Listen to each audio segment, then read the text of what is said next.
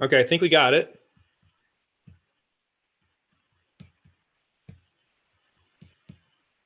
Oh, Zoom certainly if says you we're let streaming. me close down. Let me close down. Let me X out of YouTube so we don't have the reverb. That's right. The echo effect.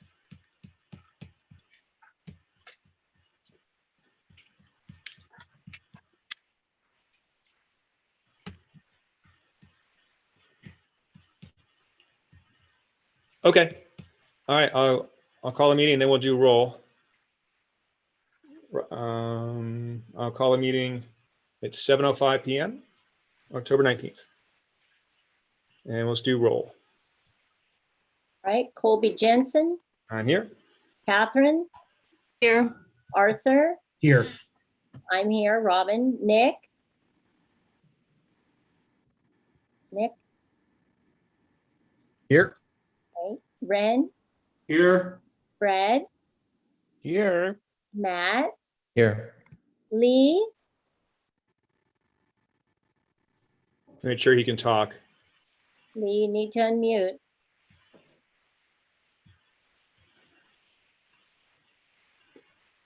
Lee, I asked him to unmute. Let's see. We'll come back to Lee. all right. Susanna, Yes. Paige is excused. Tess, Here. Kevin, I see him. Here. There he is. Okay. did he say here? He's here. Okay. Sean, Here. and our newest member, Jake. Here. Yay. We have quorum. Wonderful. All right, we'll move forward and we'll go to, wow, I'm a little rusty. I haven't done this for a while. We're going to approve the GTLNC September 21st, 2021 General Board Minutes. I'm not going to vote on this. I wasn't at the meeting. Do we have a first? Yes. Do we Anyone have- want to first this? I'll first. It's Matt. Who is that? Matt? Thank you, Matt. Do we have a second? Arthur. Arthur. Thank you, Arthur. Okay, we're going to open it up for discussion. I see a hand raised. I see Catherine. Yeah, I found this section where we passed the bylaw change to just be a little bit confusing, the order of operations. Can you explain that? I don't know what you're saying. Yeah, so motion D, approve the following change to the GTLNC bylaws, replace and there's the vote, there's a little bit of discussion, and there's the listing of votes, and then there's something that says vote to amend language for this bylaw change, but it doesn't say what the language was amended from or to. And I think it's important to include. Okay, do you want to send me the language? Yeah, I mean, it's just what was the original agenda from last time. So that would have been the original language. Okay, I'm sorry. I'm confused because I'm looking at tonight's agenda. I'm not looking at last month's minutes. Can you just refresh my memory? Yeah, so originally I think it said something like every action done or I mean, I can bring up last month's agenda in a moment.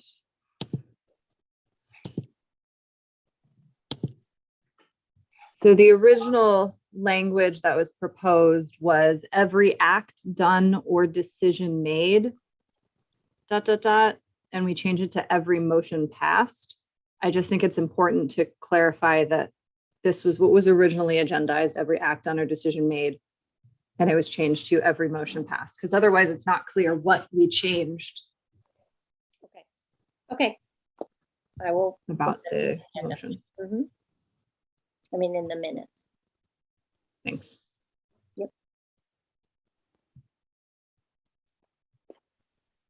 And then we have another hand up, Jonathan Gregory. Hi, Wait, John.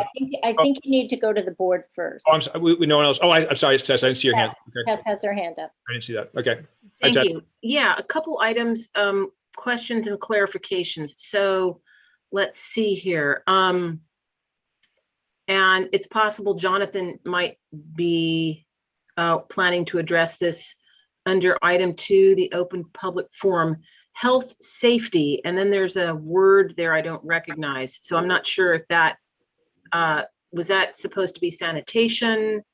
Under Jonathan Gregory's comment must be addressed. So just I don't know if that's a typo or an extra word. Okay.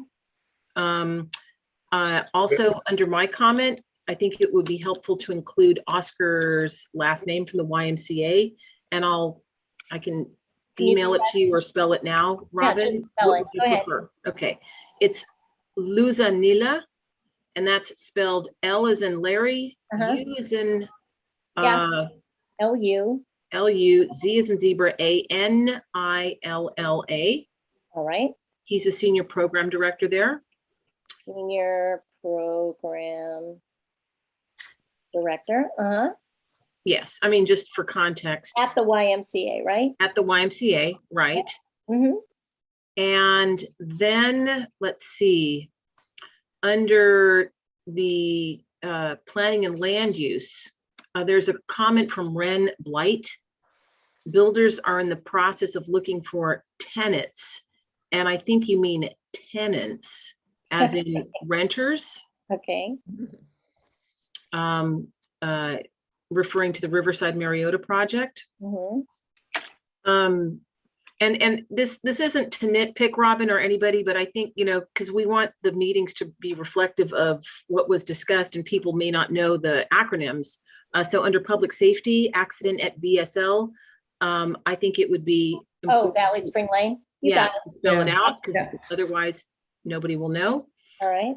And I think slightly more description under report card at Outreach and Elections Committee would be useful. Report card for CD4 and for us, Greater Toluca Lake Neighborhood Council, like what are we grading?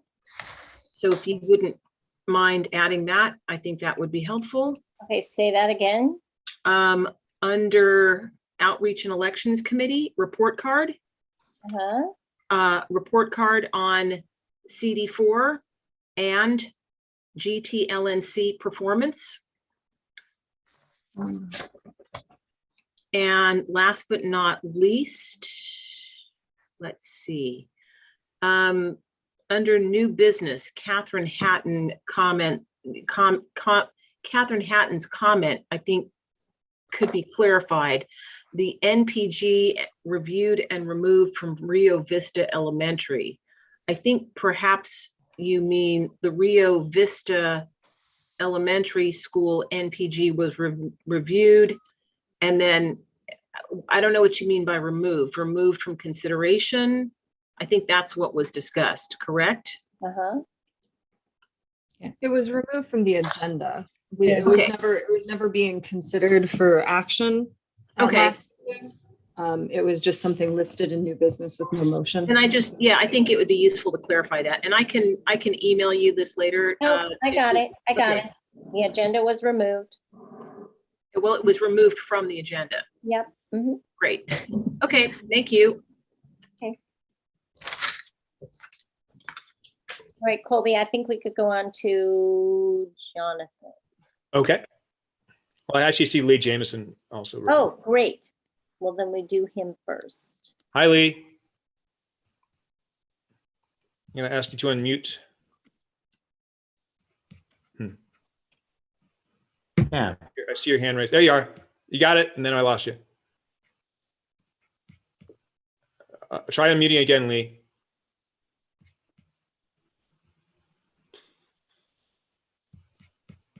Hi, Lee. Oh, we were in and out with Lee. Okay, I'm going to come back to Lee. I'm going to take Jonathan, and we'll come back to Lee. Okay. Okay. Oh, wait. I hear now. I hear Lee. Lee, I hear you. Okay, you read me? You read me? I read you. Okay, thank you. You have a comment? on the, No, I just want to make sure I can be heard. I'm very low tech. okay, I'm gonna get Jonathan now. Thank you. Thank you, Lee. Thank you, Santi. Hi, Jonathan. Thank you very much. Affirmative. Bye. You, Lee, can you, I'll mute him, I'll mute him. All set. Go ahead, Jonathan. Go ahead. Okay, thank you. Tess got the list of things that I have. There's one more, it's grammatical. Let's see, it's where Officer Delbar, Robin wrote this. It's just grammatical. I don't know what it means. When I'm speaking, it says homeless issue in underpass one over another outcome. I'm okay if you just delete the sentence from it. It doesn't make any sense to me, but I don't know what is meant there. Do you see it? I'm not looking at it. I'm making notes. and I'm Okay, gonna go back okay. and Then do the it. second What- thing is, What was, if you- what was it that you, was a grammatical error or it just didn't make sense, the sentence? it doesn't make any sense. Okay, I'll look at the sentence. Okay. And the second thing is, Tess hit on all of the others, but the second thing is under the executive committee, when it was under grievance committee, Uh-huh, the essential of what I said was that it was incompatible with the bylaws. So I was asking, where do these people come from? But my point was, and it's omitted, and it should be there, that it was incompatible with the bylaws, which proved to be the case according to Colby when he consulted with Gibson. So my point that I was making at that moment was what you were doing was incompatible with the bylaws, and that should be there. Thank you.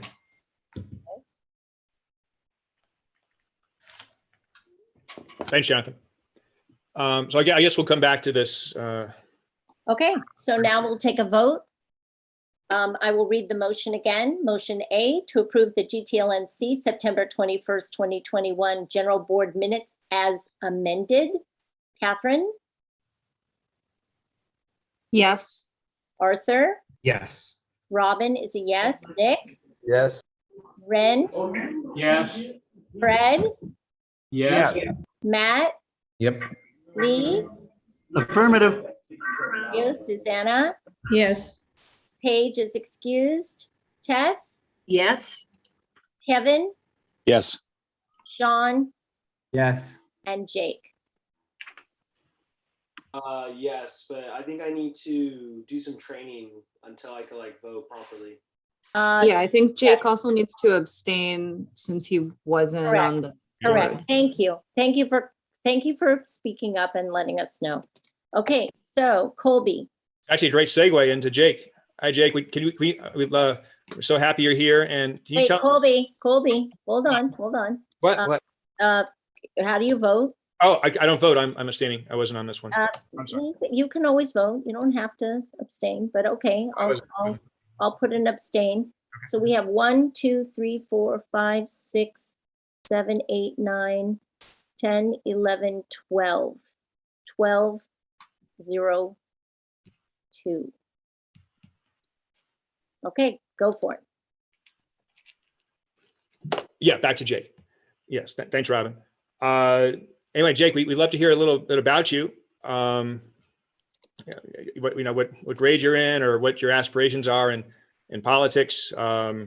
Just a minute or two, or why you're here. We'd love to hear it. All right, so I go to Notre Dame High School in Sherman Oaks, and I'm a sophomore there. I've loved it. Online was bad for me. I didn't really like online schooling, but now we're in person, and I'm doing a ton better in school and everything else. And some of my hobbies are beach volleyball and indoor volleyball. I play for a club in San Gabriel. And the reason I joined this board is because it's a great opportunity. And as you guys said, you guys need to fill a position, and I came here to do the best I can and fill it. Good. And so tell us about beach volleyball versus sand volleyball. It would be, or indoor volleyball. Is one harder on the knees, one more difficult, or you prefer? Oh, yeah. So beach volleyball, it's like you and one partner. So it's a lot different from indoor, where there's 6 people on a team.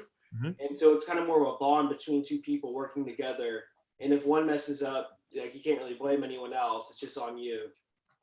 Right. It looks tough. I see Catherine has her hand up. Hi, Catherine. I'm just as a former volleyball player, really enjoying this conversation. Okay, I haven't played. I think the last time I played, I was in third grade, and I stubbed my finger, and that was that. But okay, we're gonna move forward. Thanks, Jake. Anyone have any questions for Jake from the board? Or Jake, do you have any questions for any of the board members? Welcome, Jake. Welcome to the board. Thank you, Jake. It's gonna Let's be- organize some competitive sports, Jake. That would be cool. Oh, really fun. I'll enjoy that. All right. Awesome. Yeah. Okay. Great. We'll zip right along, and I'd like to request that as Jake even mentioned, that this whole Zoom thing's been really hard, and the lack of in-person camaraderie or just FaceTime continues to be difficult.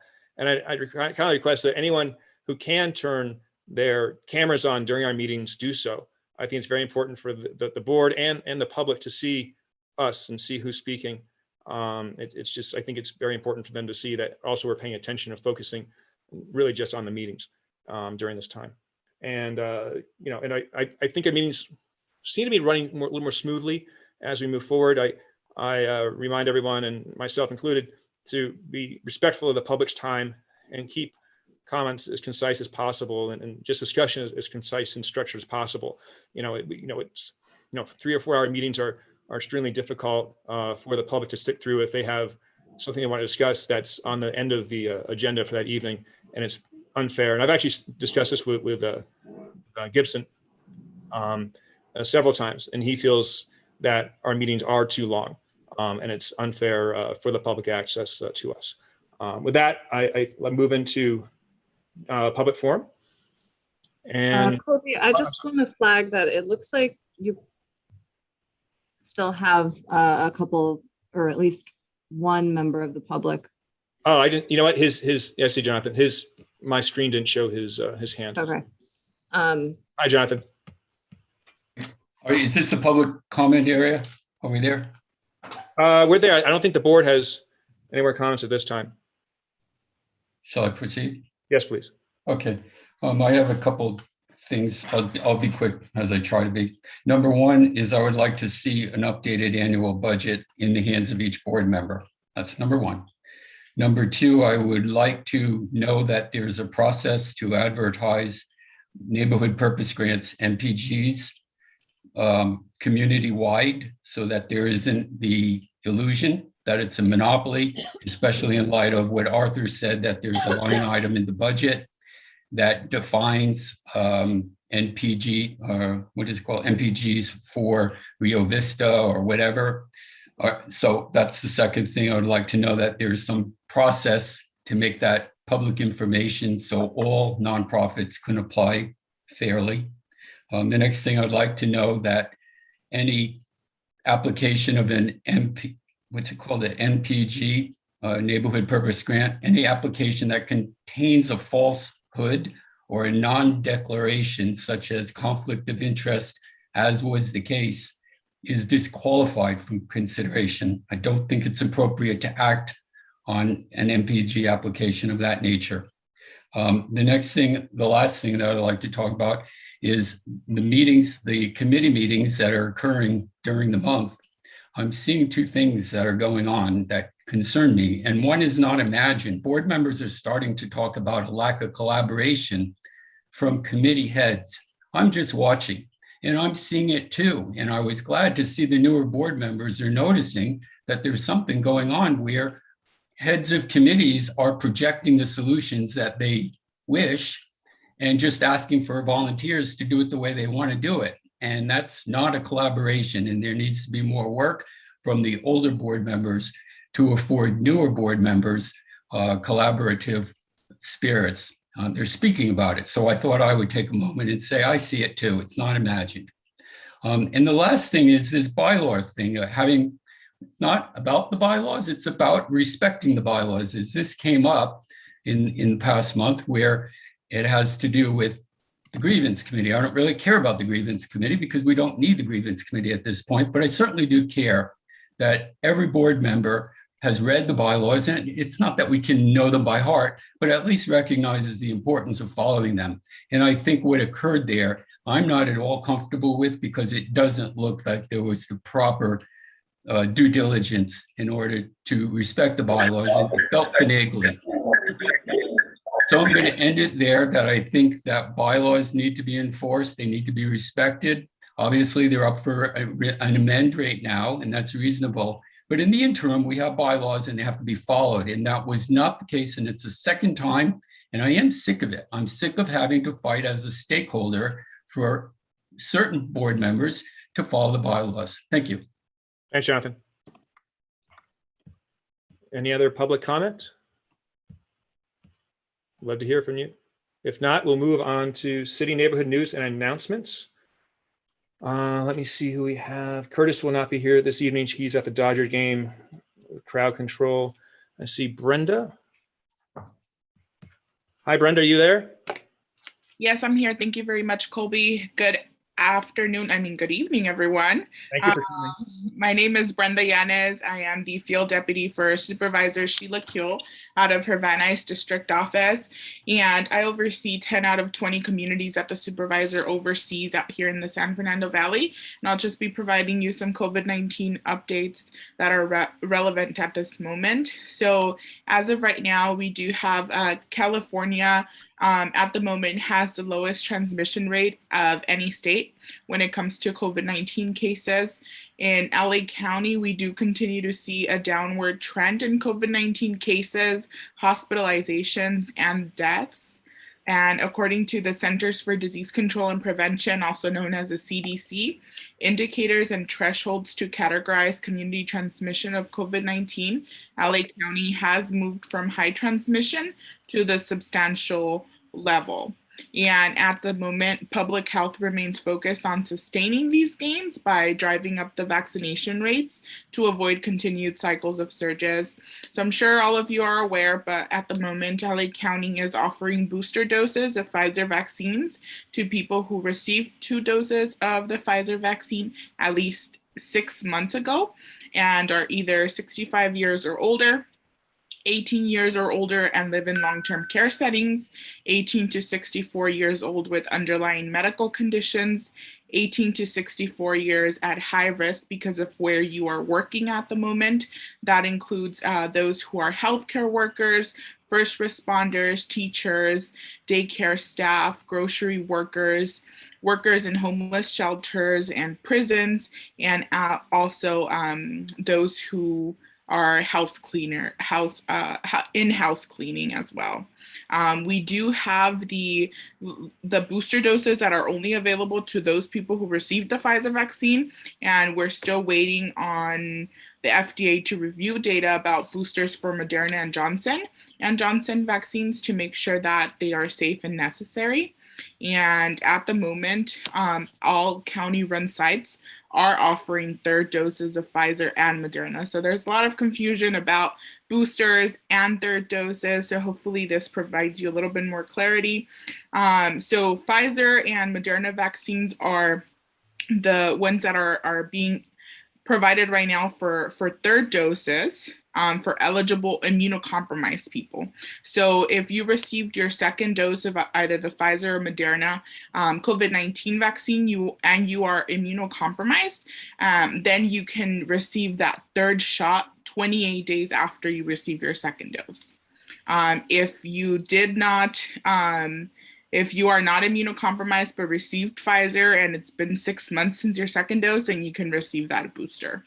At this moment, those 3rd doses are helping immunocompromised people build the same level of protection that 2 doses provide for most people, and they are different from booster doses. Boosters help make sure protection against COVID-19 lasts as long as possible. And there are a lot of vaccine requirements coming into play already. For instance, on October 7th, we had the proof of full vaccination or negative test results that are required to enter outdoor mega events, or proof of at least 1 dose of the vaccine will be required to enter or work in indoor portions of bars, lounges, nightclubs, breweries, wineries, and distilleries. And coming up on November 4th, proof of full vaccination will be required to actually enter or work in indoor portions of the different businesses that I just mentioned as well.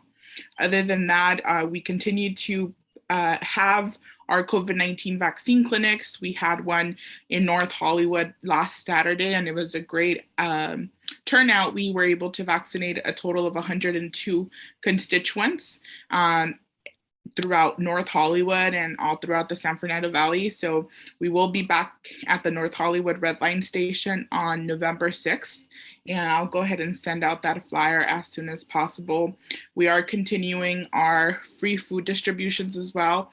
We will be having one coming up on Wednesday, October 27th from 9 a.m. to 12 p.m. at Osborne Neighborhood Church in Arleta. And I'll go ahead and share this flyer as soon as possible with everyone on the board. Other than that, feel free to connect with me if any of you have any county-related questions or concerns. I'll be more than happy to assist. And that's it for me tonight. Thank you, Brenda. Yeah, we'll like to see that November 6th flyer on our newsletter. That'll be very helpful. Of course, I'll send that right away. Look forward to that. Thank you. And next we have Mehmet. We get him up on the board. I'm sorry, Brenda, do we have a sec to ask a question about vaccines and stuff? Yeah, if it's okay with Colby, I'm more than happy to answer it to the best of my ability. Oh, go ahead. I didn't see anyone's hands raised. That's why I moved forward. Yeah, Okay. I apologize. I just wanted to ask, is there any idea when, because it seems to me that they did approve Janssen for the booster, and I would love to get one. Yeah, so any idea when that's coming? So there's a lot of I wouldn't say misinformation, but misunderstanding in terms of what has been approved and what hasn't. The same thing with the booster shots and the third shots. Right now, we do know that I believe LA County did submit data to the FDA, but the FDA has not approved it. So that's what's in the works. So we really have to wait for the FDA to approve this before, our vaccine administrators are able to actually provide you all with those vaccines. So as soon as I hear more about approval and all that kind of stuff, I'll be more than happy to be in contact with you to provide you that information. Thank you so much. And great job to have the numbers down. I just feel like we're really winning it here in California, and they are not in other places. And I think that's a great victory for all of us. So thank you. Yeah, I most definitely agree with you. Actually, just to quickly mention, we have a lot of folks that we saw at this last vaccine clinic in North Hollywood that were coming from Mexico, from the city of Mexico or Guadalajara, coming out to receive their vaccines because it's not available out there, and it's very easy for everyone to get it out here. So I believe we'll continue to see that moving forward. And, all I can say is that we're doing a great job when it comes to administering and getting as many people as we can vaccinated. Good work. Any other questions for comments for Brenda? Let's see. Mehmet. You're moving on to Mehmet. We'll move on to Mehmet. Hi, Mehmet. CD4. Hello. Good evening. Hey. How's it going, everybody? Great. Great. So I won't belabor things too much. To say so, the Great Shakeout is in 2 days. So on 10/21 at 10/21, or when it's convenient. You can imagine that you're experiencing a large earthquake. So you can do the steps. So if you're in a building, to drop, cover, and hold on. After about 2 minutes, you can take your emergency go bag if you have one and walk outside to an open area away from buildings, and just basically go through the drill. Shakeout.org is the site for more information. City redistricting continues. I know you have it on your agenda later on. Just the update that there is a meeting, right now, amending their commission draft map. There is scheduled as of now an adoption of the final map on the 21st and the adoption of the final report on the 28th. If anyone needs those links, you can always reach out to me, but things can be found on their website, which is LACCRC, so standing for LA City Council Redistricting Commission, LACCRC2021.org. So those are our two big things. I think as far as Toluca Lake stuff goes, you all might be chatting about them later, but just a plug, since they're in here for me, that the November 4th, there's the Toluca Lake HOA blood drive, and there is the Harvest Festival coming up on November 13th, and the Toluca Lake HOA Turkey Trot on November 21st.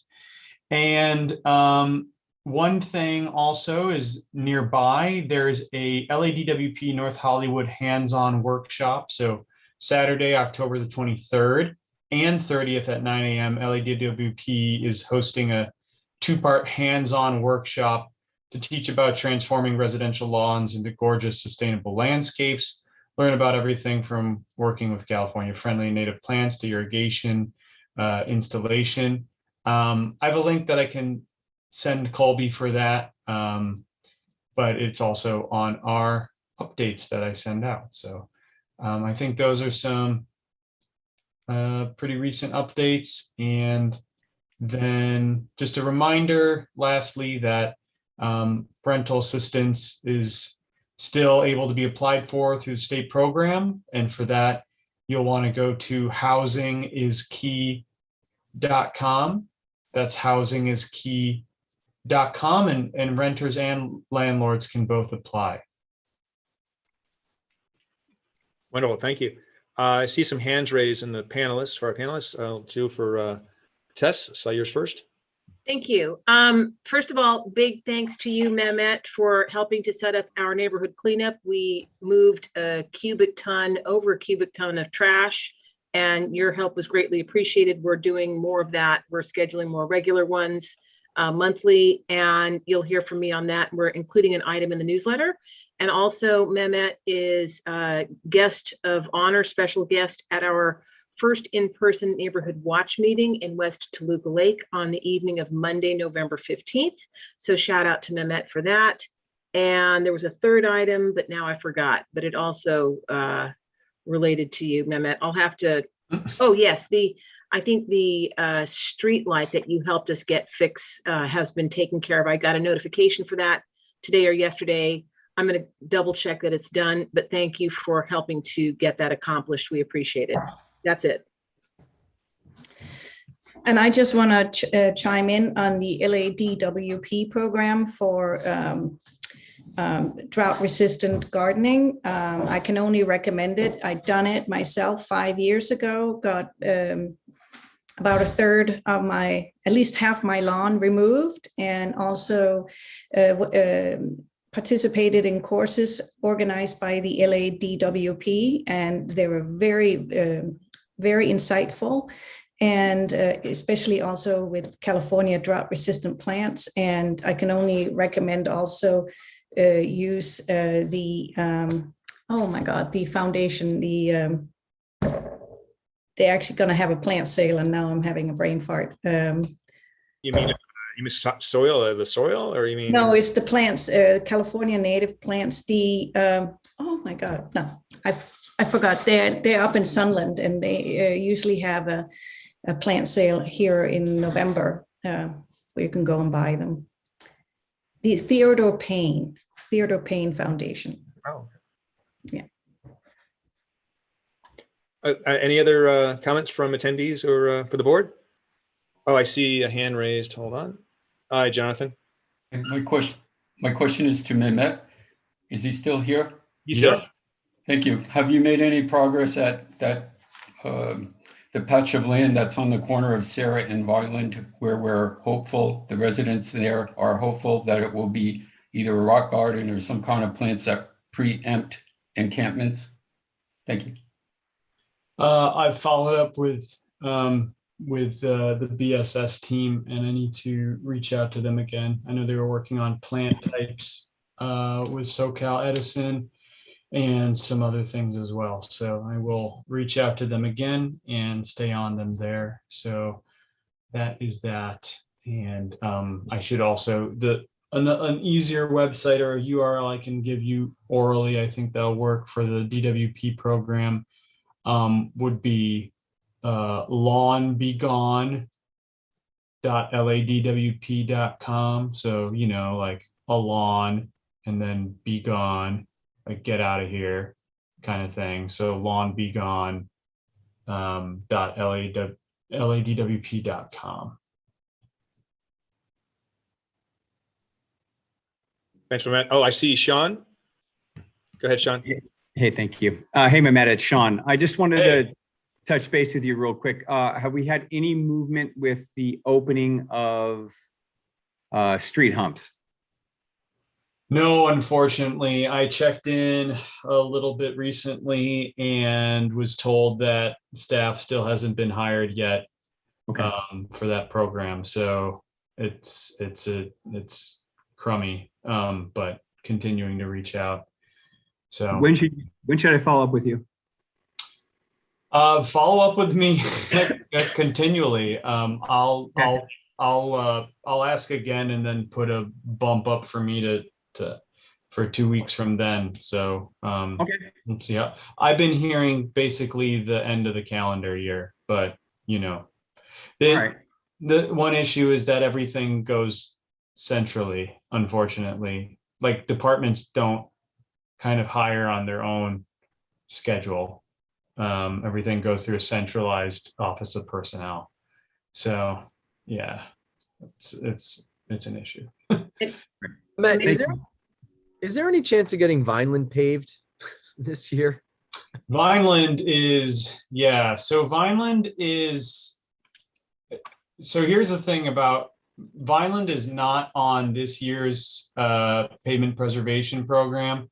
It's also not on any of the upcoming years. So I think the question with Vineland would be how to move it up and how to create a project. And it's one thing that CD2 and ourselves were kind of chatting about a little bit. As you know, there's the NoHo BRT project.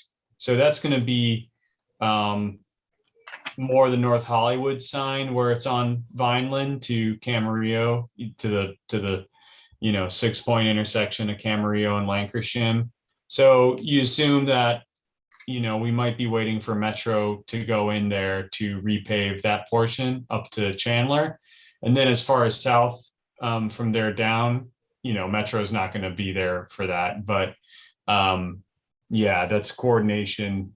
So yeah, we'll CD2 and ourselves will continue to work on it. I mean, of course, maybe depending on how things go, it just becomes one district's thing and it's not a coordination thing anymore. So, but we will, that would be a capital project more likely than not. That would be because it just so beat up under the 101 there. It is in very poor condition for sure. And yeah. And Mehmet, the Vineland restriping of the bike lanes and the parking that was supposed to happen, was that delayed for some reason? Of what do you mean? It's the bike lanes were supposed to be moved to the edge of the sidewalk, and then the parking was supposed to be between the bike lane and the cars, the driving lane. Right. Done. I think at the beginning of the year they talked about how that was going to happen, and it was all around the same time when To Look Like Beautification Partners and Gtlnc were going to do a median revamp on Vineland. Well, let me check in with BSS on that one. I hadn't because they were heard going to restripe that whole corridor from. I think they also talked about repaving it at that same time because, I mean, to what Nick was saying earlier, literally anytime it rains, new potholes appear, and we're coming up on the rainy season. So it's going to be just hazardous in the coming months on Vineland. Let me check in with BSS about that. If it's not listed in their street preservation program, it's possible that they could be thinking about it as there is a bikeways maintenance program that it could possibly be under, but I was talking with those guys and they didn't necessarily say anything about it. So let me just kind of. Matt, this may precede you. Sure. No, yeah. Rachel Fox was there when this was all going on. So yeah. No, I mean, for sure. She may know something, but it was in the works and they were going to move the bike lanes. Somebody came and did a whole presentation for us that they were going to move them, and we all, and I don't know why I thought it was you, but I think it preceded you. I think it was Rachel. It was Rachel. Okay, thank you. I'll look into it. For question? Yeah, real quick, Mehmet, since you said, and I quote, to follow up with you continually, I just wanted to remind you about the spreadsheet I sent you of West Toluca Lake items. I'll resend that to you, and if we could schedule a time to have a chat about that, I would appreciate it. All right? Sure. Thank you very much. Thank you, Mehmet. And I want to say the 311 LA, the LA 311 app is great for the removal of graffiti. I used it the other day, and I snapped a quick picture of graffiti, the corner of Riverside and Foreman, and within 48 hours it was gone. So it's a great little app. Okay, moving on to, actually, I want to make a quick announcement. I invited a special guest tonight, and Louise, if you're in the audience under a different name, under attendees, please raise your hand. I don't see you, but I see other names. Okay, I don't see you right now. So we move on to Brandon for budget advocate. Where are you? I saw you a second ago. There you are. Hi, Brandon.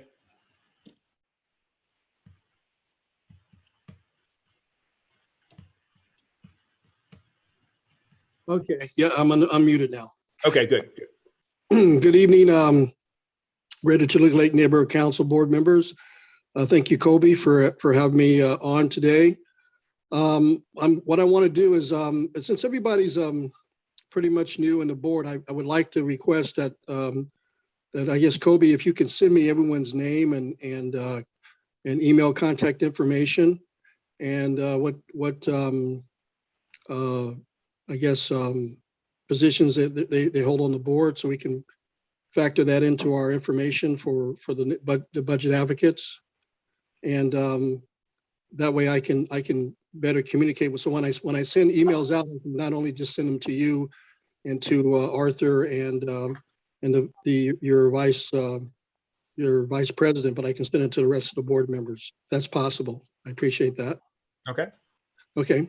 And but anyway, good evening.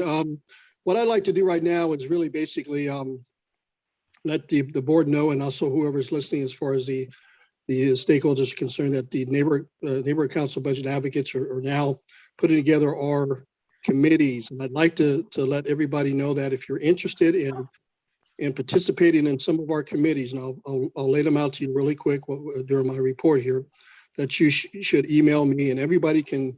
I'll give my email address. It's just brandonpender@yahoo.com. So that's BRAN, D as in David, ON, P as in Paul, ENDER @yahoo.com, and put their budget advocates and the acronym to your neighborhood council. So I'll make sure I take notice of it.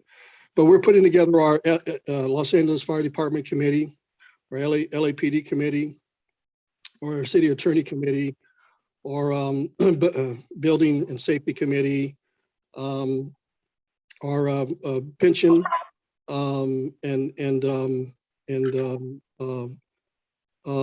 public works committee. Pretty much every major department that we're going to be interviewing, as we did last time. And you can also go onto our website, budgetadvocates.org, and look at our previous white papers and see the list of committees that we've interviewed. But mostly it's all going to have to do with the budget. We're going to try to interview each department and each director of that department. We're going to have the chief administrative officers committee with him too, because we get a lot of flow charts from him.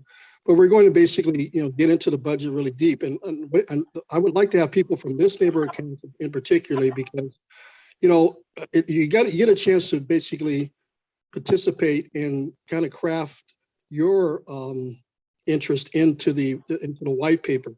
I know in the past I've presented some of the white papers to this particular neighborhood council. And since none of the issues were really germane or relevant in their minds to them, I really didn't get oftentimes I didn't get a lot of motions to support the white paper, because it's almost like we take off, the XCOM decides, okay, we're going to do this, and we don't get a lot of input from the different neighborhood councils. So my job as your budget advocate in Region 4 is to try to say, what would you like to see? And if you wanted to participate in the committees, you don't have to be a budget advocate. You don't have to be a budget rep. But if you are a budget rep, you can join also into committees. You can also help author some of the white paper, and your name will be up there along with everybody else. And you don't have to be a budget advocate. You don't have to be a budget rep. And sometimes you can even, we allow some people to chair some of these committees, because you don't have a lot of people that want to take on that responsibility. And since you're already involved in the neighborhood council, this is something that we'd like to do. So if you could do that and email me if you're interested in doing that, then I can put you in touch with the members of these committees, the chairs of these committees, and put you together, and we can participate. A lot of the interviews, of course, are going to be by Zoom, but some of them might possibly be in person. But mostly, I guess it's going to be mostly in a Zoom meeting. And so, this is something you guys can get involved with.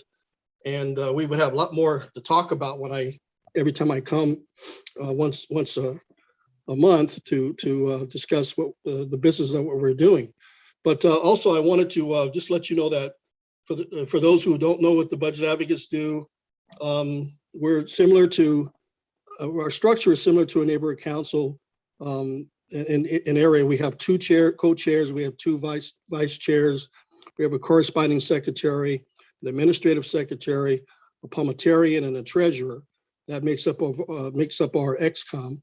But basically, what we do is we get together with the different departments. We put together a white paper of the needs and desires of the communities, but also the budget, balance the budget, find out exactly how much the different departments are going to issue to the mayor every year about what they need, and the mayor comes up with a number, and also he comes up with whether or not he wants to back any of the recommendations that are given to us by the different departments to change. So a lot of it has to do with retention of personnel. There's a lot of renegotiating with contracts for both for all the different departments. And now it's also along with the pension and everything, and the things that are being considered by the different negotiations with the employment for these different contracts. Some of this stuff is unsustainable. We can't afford to pay as much as we've been paying every single year. Every time somebody retires, they're guaranteed their pension and their benefits. So at some point, it has to be a renegotiation of new hires. But then again, at the same time, you have to take in consideration, will this person come to work for us and we're offering less than what was offered before? So they try to make exchanges, in certain particular areas to help balance the budget. But since because of the COVID situation, we've been given a lot of money from the federal government, so we were able to somewhat balance the budget this year around with what was given to the mayor. But we still have a deficit that's coming up for this next fiscal quarter. So there's a lot of ways that you can look at the budget and understand what is going into it, but also at the same time understand that if you're not getting enough from your service, if you're not getting your potholes filled, if you're not getting your broken sidewalks repaired fast enough, if the lights are going out and it takes months for them to get the lights turned back on, we have to basically know, why is this happening? Is this a budget situation, or somebody's really not on the ball in their district, letting people know that things are happening, let's repair them, let's get them going.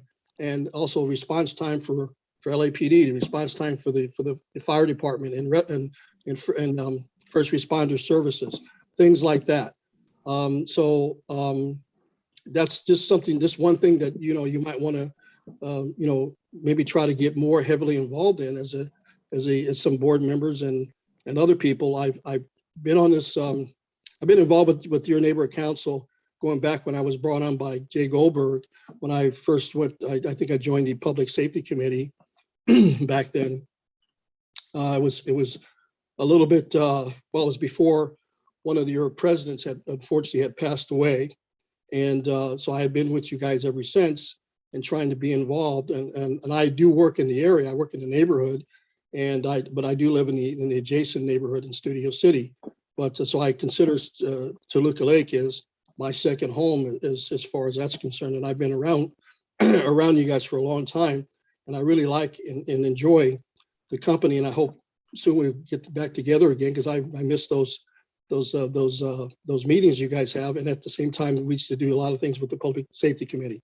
So anyway, I don't want to take up too much of your time, but let's work together and let's make some changes. Let's make some positive changes for this particular area of Region 4.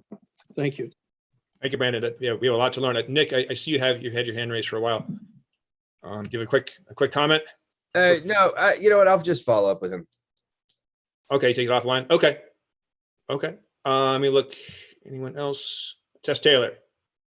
Colby, is this a good time to put in for the budget rep for the neighborhood council? I believe that Brandon, you are both the budget rep for Greater Toluca Lake Neighborhood Council and the budget advocate for Region 4. Is that correct?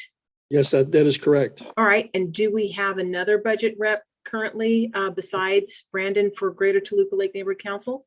That would be Arthur, unless, from what I know, it was supposed to be Arthur. Are you a budget rep, Arthur? Yes, by default, the treasurer is the budget rep.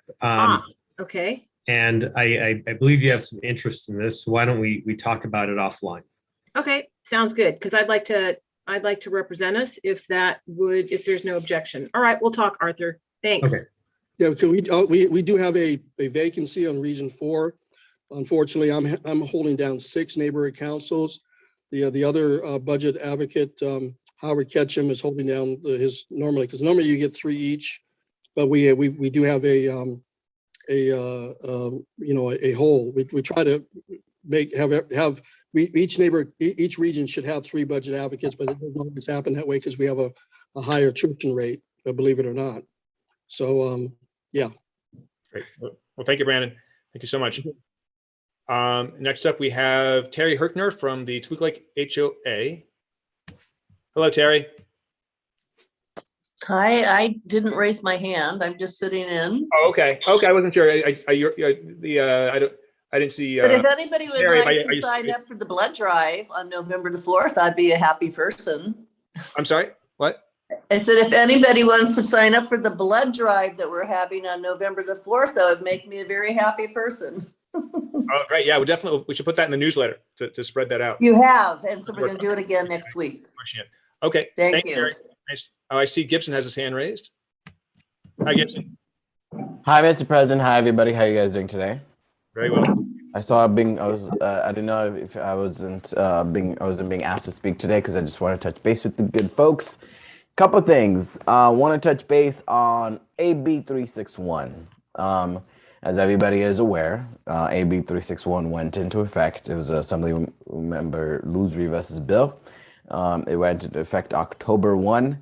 This is the one that amends the Brown Act to allow virtual public meetings to be held via teleconferencing channels such as Zoom to continue during a declared state of emergency.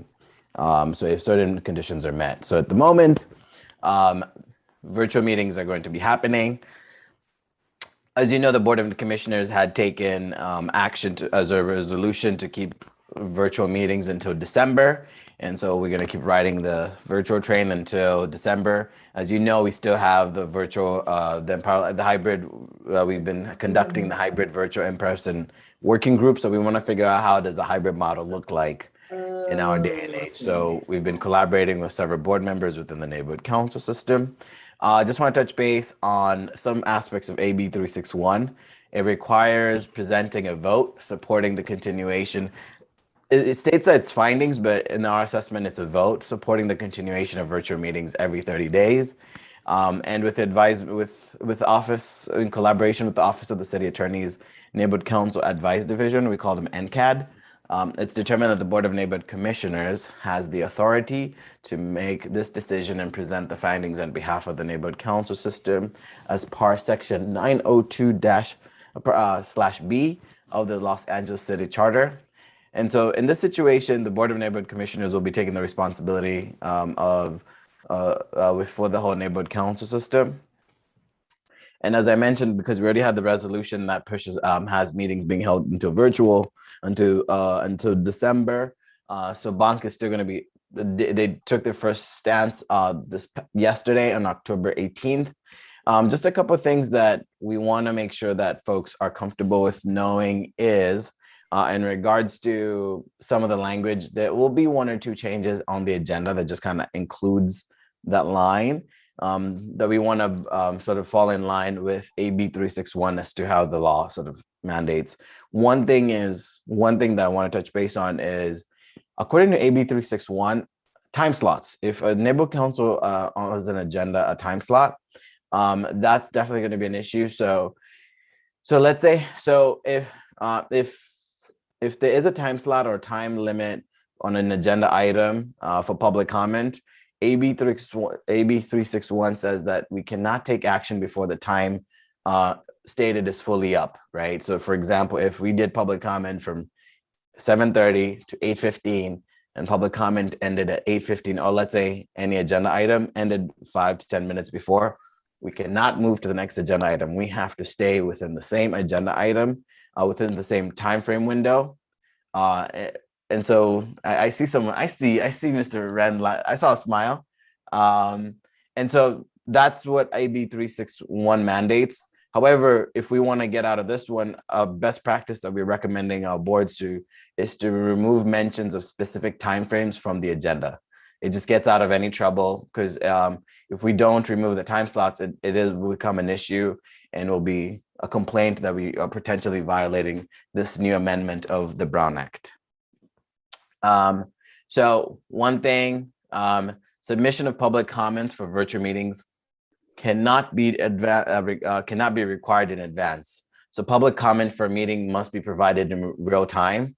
So one thing that some cities, some entities, some public organizations or commissions used to require that public comment be written in advance of a meeting. AB 361 explicitly prohibits that. So if some boards were taking action where they're accepting public comment prior, if that public comment is submitted, it will be only referred to as discussion, right? It would be a presentation that's just being submitted for discussion. It will not be considered public comment. It would be it will be seen as, the word we gave it is statements. It could just be a public statement. So we just want to make sure that everybody is aware of that. In addition to that, we, in our monthly newsletter that went out last week, it went out on the 15th, we touched base on a couple of things. So we have 2 surveys that are going out. I am helping coordinate the survey system within our neighborhood council system. The first one is called the Neighborhood Council Listening Survey. So we are asking our board members in the neighborhood council system to take an Empower LA listening survey. This was made possible by the Fund for Shared Insight Foundation and the Innovation Performance Commission. So we are collaborating with another commission to get funding on just kind of a best way of getting what is our grading system within the neighborhood council system. So please, please, please provide your input on that survey. It will go a long way. We just want to get better for getting input and understanding what folks are feeling like in the neighborhood council system. In the next survey that we are working on is the Neighborhood Council Awareness and Engagement Surveys for Angelino Citywide. So this is a collaborative project we've been working with this research firm called Dividris. Chances are you should have received an email that asks you to complete a 5-minute survey. This was sent out to about 1.2 million Angelinos. And so we're just asking folks are aware of the neighborhood council system. Have they participated before? What are their local issues? Some of their local concerns? We'll be publishing that report in a few months from now. So once we get enough input, it's definitely going to be very interesting to share that information. But right now, the survey is showcasing one of the most from the 1,000 respondents, the highest issue of concern is homelessness. So it's very interesting when you do a survey in real time, because next year is going to be a very interesting year, especially with so many candidates for mayor. So and city council and city controller, But for us, we're conducting the survey just to get a good understanding of what people are, what the people's interests, what their concerns, especially living in the city. And it's about 10 questions. It definitely is a 5-minute survey. It's a little lengthy, but we're asking folks to provide, give your input on both surveys. So you should have seen one survey come into your neighborhood council email and maybe another one in your private email, because we're working with an outside research firm. Another thing I'll just want to touch base on is the draft, the social media policy. The Board of Neighborhood Commissioners were discussing the last draft that was submitted in yesterday's commission, which was the latest draft from the October 14th draft is the latest draft, excuse my English, to which it was submitted to the Board of Neighborhood Commissioners. We're asking board members to continue participating, just kind of see what we're working on, especially in that capacity. In addition, we are also asking our board member, all neighborhood council board members are going to be required to do the anti-bias training. This is something that was implemented throughout the city of Los Angeles. So commissioners, city employees, volunteers, neighborhood council board members. This is in line with Executive Order 27 that was signed by the mayor that instructed that we look into ways of promoting diversity and equity. And this is one of them. So this will be included in anti-bias training. We are asking folks to complete it by November 30th. The motions and the statements can be found in council file 20-0990. This is the city council's motion. This was the motion that the city had taken on mandating this anti-bias training. In addition, we have one last code of conduct session. It will be on November 6th, Saturday, November 6th from 1 to 3. As you know, we are making proposed changes to the code of conduct for the neighborhood council system. And so we have one last session. We've had several sessions over the past few months taking input. We are being diligent with this matter. As we make this code of conduct, it's definitely going to change some aspects of the neighborhood council system. We've been diligent on having work groups. So please, if you are going to be able to join, please, by all means, sign up. Also, we have our module 2 of the Core Institute. As you know, we've been trying to be consistent in providing training and an education series to new and returning board members. So we are in module 2 of our training series, which will be planned for Thursday, October 28th at 6:30 p.m., which will be covering neighborhood council bylaws, hosting virtual public meetings, public comment, and managing meeting interruptions. So please have RSVP. Module 3 is slated for Tuesday, November 30th. So we're still chugging along in the neighborhood council system. Last and finally, we have the Office of the City Clerk Election Division is forming an neighborhood council election work group to identify and find solutions to challenges that happened in this year's neighborhood council elections. So definitely some of the topics of conversation will be vote by mail, the challenge process, the election day procedures, and meetings will be held virtually from January to April 2022. So if board members please feel free to apply. I will send all these updates in an email. So please be able to be on the lookout for my email. Sorry, I had too many announcements. We've just been working a little bit and we shall be short-staffed again. So if I'm not diligent with the emails, feel free to bug me. We're just be a little short-staffed. So each staff member will be having about 10 to 11 neighborhood council. So we are chugging along. Thank you, Gibson. And you always make time for me when I call you and have a question. So I really appreciate that. It's wonderful. We have Catherine, you have a hand raised? Yeah, I just wanted to follow up with Gibson on, we'd submitted a bylaw change application, and I wanted to follow up mainly to see where that process was, how long we should expect it to take, because we'd like to have a red line for the bylaws for like the larger changes. Mm-hmm. Next month, and I just don't know if it's reasonable to. I'll have it for you by next week. It's something that I'm working on right now. It's on my finished list to do. It's something that great. Okay. So yeah, I just wanted to make sure it was worth our time to try to actually do another amendment next month. It is worth your time. I'm definitely going to do my best to make sure I give you the response by next week. So it is on my to-do list and it's priority. Thank you so much. And we have next up, we have Robin and then Tess. My question is, Gibson, are you going to hang around a little bit because we have a grievance committee discussion coming up and we need your input? So I am here. would we ask you now or wait until we get to the executive? I'll be here. I'll be here. It's just that I was late because one of my boards had a special meeting and I was helping do the same announcements of what we were working on. Thank you. Okay, Tess. Hi, Gibson. Two quick questions on what you just mentioned. There was a whole bunch of trainings, and Yes. I want clarification on which ones are mandatory and which ones are elective. I think the only one that is mandatory is the anti-bias, which I've completed. Are any of the Yes. other trainings required or not? I mentioned surveys. So we have 2 surveys that are out.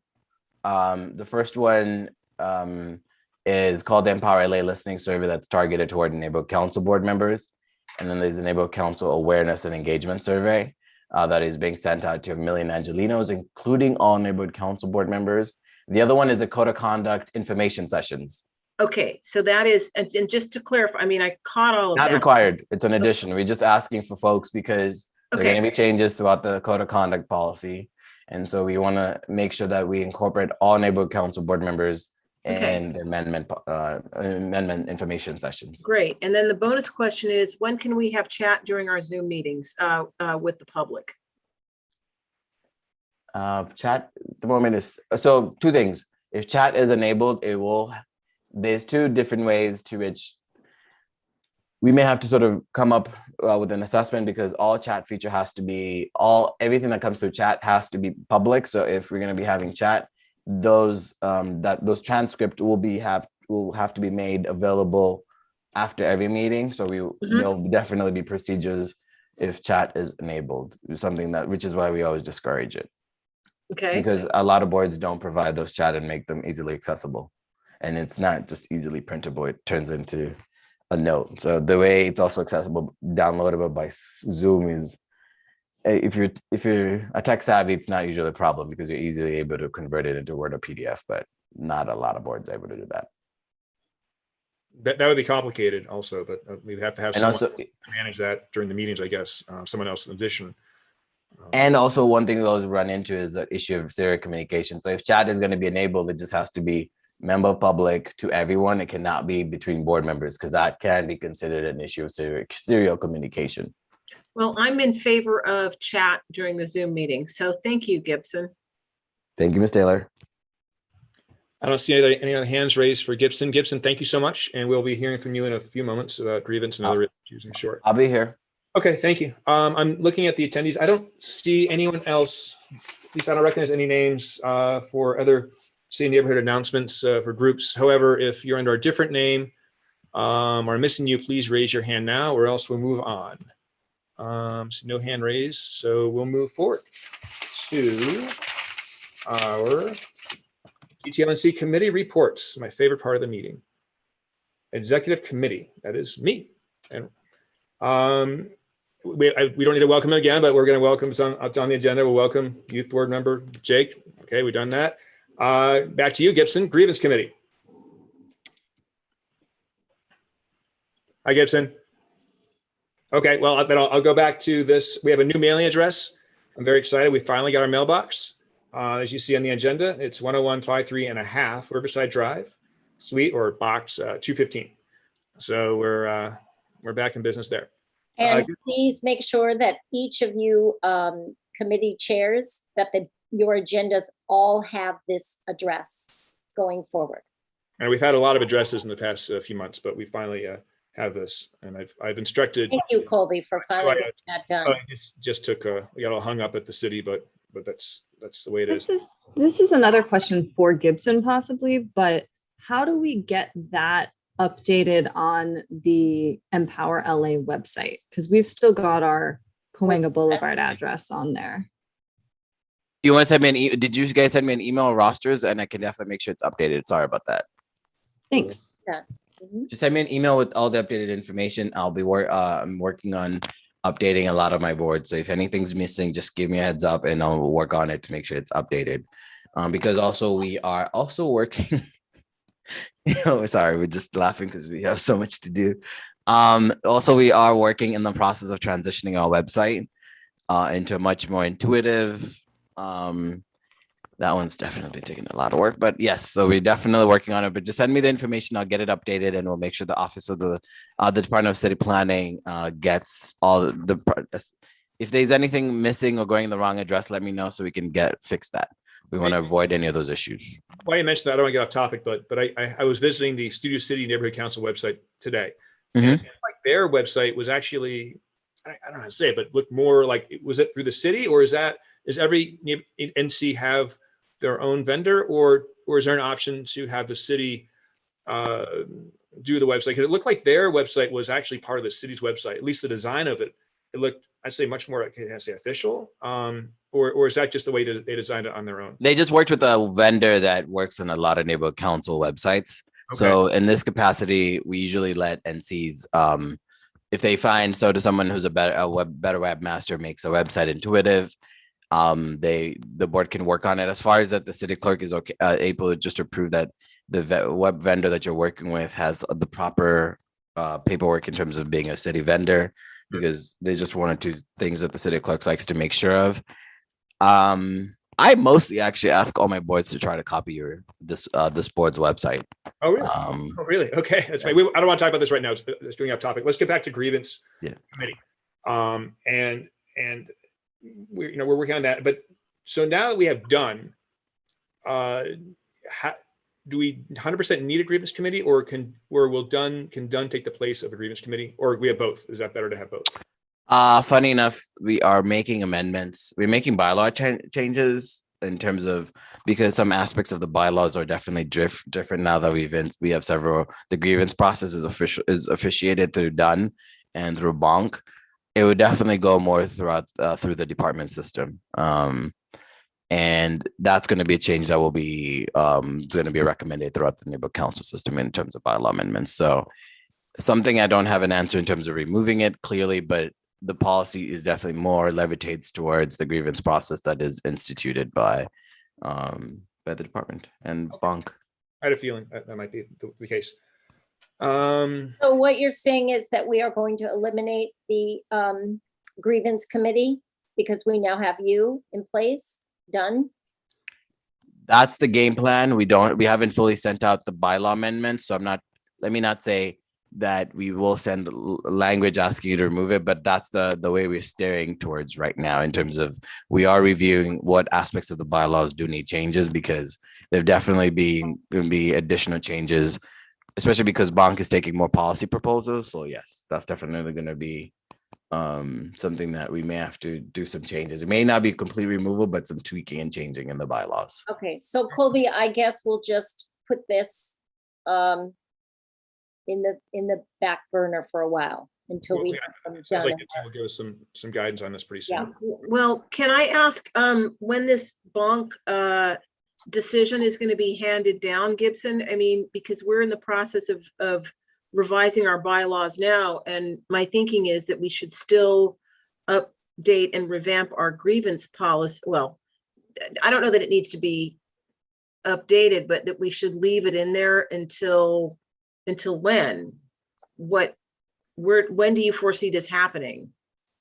I don't have a good answer on the timeline, but it is something that we are working on figuring out the timeline. I mean, it's something that we're also figuring out how to address, especially as we've been doing some bylaw reviews, and we also working with the Office of the City Clerk's Election Division, just so they can provide us if they have any issues on the template and any other changes that need to be. But I will bring it back to our team because we have a team meeting tomorrow, so we can have a definitive timeline before the bylaw amendments close. So something that we definitely need to look at, because really we do have 6 months away before April. So something of concern, and I will definitely bring it to our team to prioritize it. Thank you. Thanks, Gibson. Thank you. I believe that concludes exec committee. Anyone else have any comments? Okay, we'll move on to treasurer report. Arthur, I'll hand it over to you. Okay. Go ahead and enable I'll let you, screen sharing. I'll go ahead and read the motion. Motion B, approve the September 2021 MERN expenditures for reconciliation submission to the city clerk. Do we have a first? Donald first. Who was that? Sean, Sean. Thank you, Sean. you're very welcome. Do we have a second? Catherine, second. Thank you, Catherine. Okay. So we had finished August with $29,723.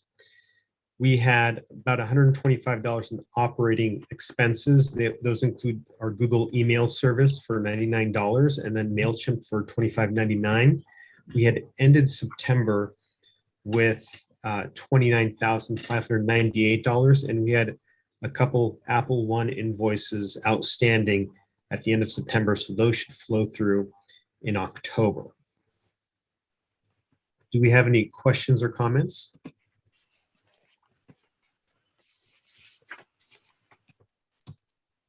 Let me see. If there are none, can you take us to a roll call vote? Yes. Catherine, Yes. Arthur, Yes. Robin, I'm a yes. Nick, Yes. Ren, Yes. Matt. Yes. I'm sorry. Wait, Matt. Fred, Yes. Matt, Yep. Lee. Copy, affirmative. Yeah.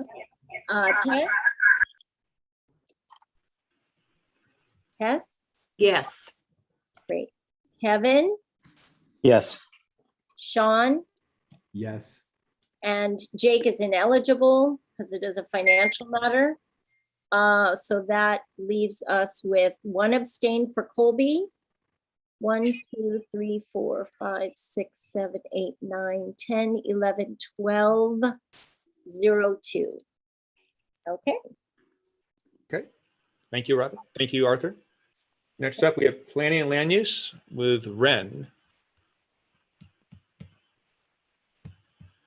Thank you. We had 4 items on our agenda last month, earlier this month. The project at 11004 Moore Park Street, and that's at Vineland.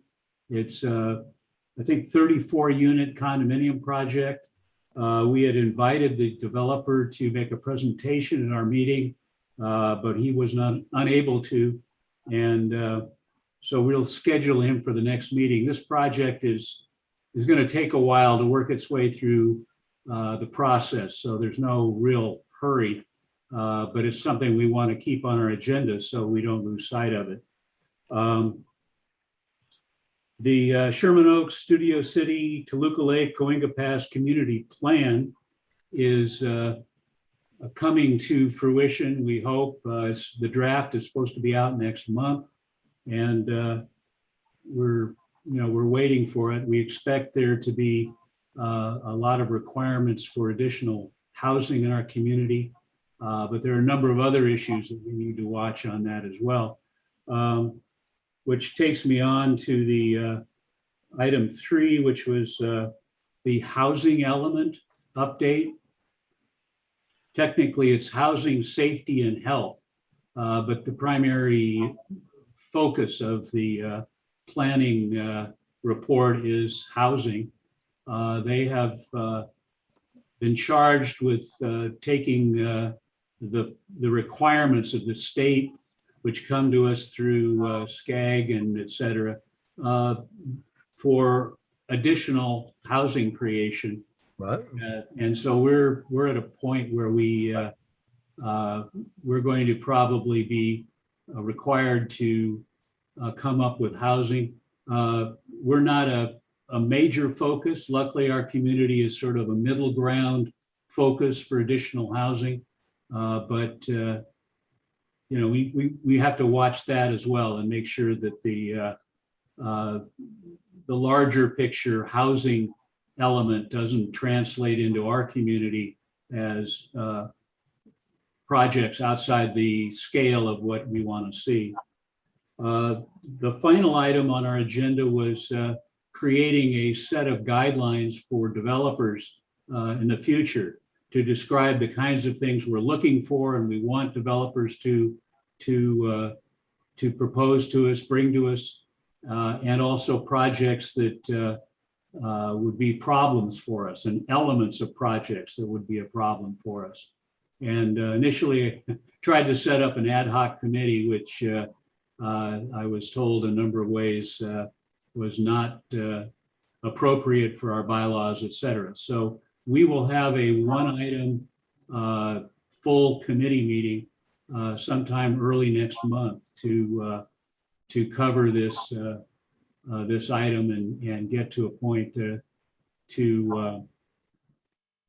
so we can start discussing what kind of guidelines we want to present to developers. It's not something we're going to pop up with in a month or two. I think it's something that needs to be put together, shared with a variety of people, both not just neighborhood council people, but outside the neighborhood council who are impacted by development, and make sure we're asking all the right questions and letting developers know that we're going to be opposed to things before they even show up, as opposed to surprising them down the road where after they've spent a lot of money on architects and et cetera.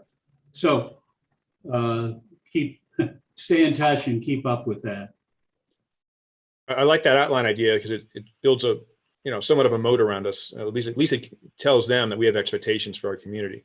What worries me so much is SB 9 and SB 10, which might make a lot of what has happened here a moot point, but there's nothing we can do right now. Unfortunately, just move forward with what you're doing. It's very frustrating though. Anyway, I see a hand raised. Yes, Tess? Yes. One point of clarification, Ren, I was listening carefully. You said that this list of guidelines would include surveying people outside our neighborhood council. Did I hear you correctly? Well, I think in order for the neighborhood council to come up with a robust and well thought through set of guidelines, we should be looking at, of course, what other neighborhood councils have put together. We're not inventing this for out of thin air. There's a number of other neighborhood councils who've put these kinds of guidelines together in the past. Okay, I see what you mean. I took it to mean that we would be surveying them for recommendations in our community, which, I mean, looking to them for templates is one thing, but I think that is a community decision where I'm concerned. But thank you for the clarification. Any other thoughts or comments? No? Okay. Well, thank you, Ren. Move up to public safety, which is Robin and I. Hi, Robin. Hello. We had talk about crime stats. So the crime stats that were given to us by Officer Delbar were not truly exciting. We had an increase in robberies, actually 100% year to date. So we went from 18 to 36 crimes year to date, which is not good. 12% increase in aggravated assaults, 22% decrease in burglaries, which was good, and a 2% increase in grand theft auto. Burglaries from motor vehicles was increased by 32%, and thefts were an increase of 7%. Robberies and thefts from vehicles are his biggest concern. So again, please lock your vehicles. Don't leave your keys in the car. Please, please, please lock your cars, because it's really more opportunity than anything else. And he was monitoring the underpasses, which are now clean. We're all very excited about that. Some furniture at the scene was left. So my 311 LA or 311 request was made to remove, and I believe it's been taken away. And all homeless people have been offered outreach, including housing and services, when they were moved from the underpasses. So we were happy to hear that. Again, A lot more people are out walking because the weather finally cooled off. Please wear light colored clothing, reflective clothing, carry a flashlight. I was actually walking in Toluca Woods the other night, and some lady stopped me on my walk and thanked me for carrying a flashlight. She said it's so hard to see at night, and she was so grateful that I was out there walking with a flashlight. She said nobody does that, and she was so happy to see someone doing it. And then the crime stats for September, which were given to us, they are given to us every month for the Neighborhood Watch from Officer Delbar, which I share at the public safety meeting.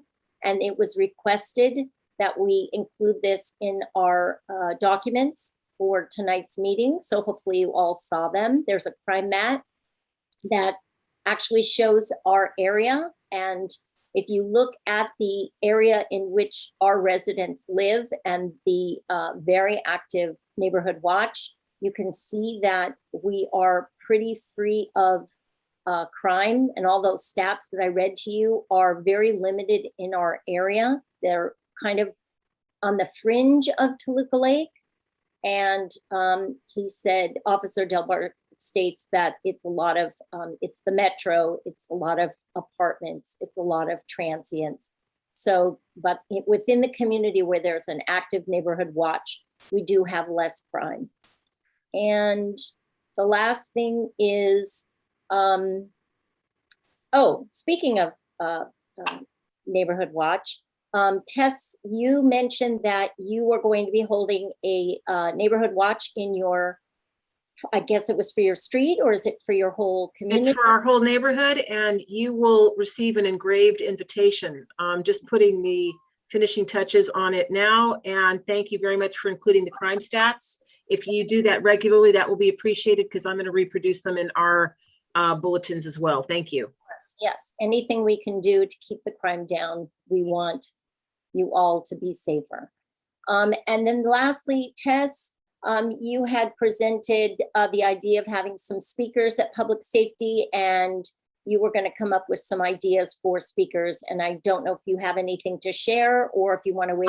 Well, I have thousands of ideas. I wasn't prepared to share all of them right this instant, and I don't think the board would want that. But I've got some emergency preparedness people from whom I'm collecting materials. And I'd like to have the executive director from the Bureau of Street Services. I've got a list of about 5 or 6 people. And just from a public safety standpoint, there's an item that I've been working on. I just learned about let's see, what is it here? It's a canine influenza and leptospirosis health alert. That they are definitely recommending highly. I just got my dogs vaccinated. So I'm going to be sending out some information about that, and I will prepare a short list and get it over to you in Colby. Thank you. Fantastic. Thank you, Tess. And by the way, for anybody, members of the public listening who have ideas on public safety guest speakers, let us know. Okay, Colby. Thanks, Tess. Yeah, and definitely that shakeout that we learned about tonight sounds very exciting. I guess they put you in a house that actually shakes. That would be great to discuss that. Well, get more people into that through. Public safety is definitely crime, but it's also earthquakes, which is so scary. What scares me a lot also is the increase in robberies, which is, basically a violent crime against a person instead of just stealing their possessions. So keep it safe. Next up, we have Nick, outreach in elections. So I need help. Paige has taken a step back for maternity. So I am in pretty big need of some help over here. We have freed up half of our budget. I think that unfortunately I didn't go quite the way I wanted it to, but we're not going to do social media anymore. I don't think it's worth our budget. So we just kind of canned that, and then we're going to do the newsletter. What I would like to do is just have an update from each committee head for the newsletter about what's going on, and if that can be emailed to me, and then we can, with some pictures and stuff about what you're doing, and then I can apparently coordinate all this with Robin to put it into the newsletter that goes out. But this is stuff that needs to happen. Other than that, we just need to, we're working with TYS. I've sent multiple requests for changes. Colby has sent multiple requests for changes. I haven't seen any action at all from them. I don't even know that they've received these changes that I've gave them 2 months ago, I feel like almost. So I sent them requests, real simple changes on last week, and then I followed up yesterday. Months, because it went out, what was that holiday, Colby? Columbus Day? It went out the Friday before Columbus Day. Right. Well, I had a simple request that agendas, documents, and minutes be given their own page at the top of the landing page of our website. So, and then also a link at the top of the website to the Zoom meeting. So you'd have a one-click way of getting to our live meetings.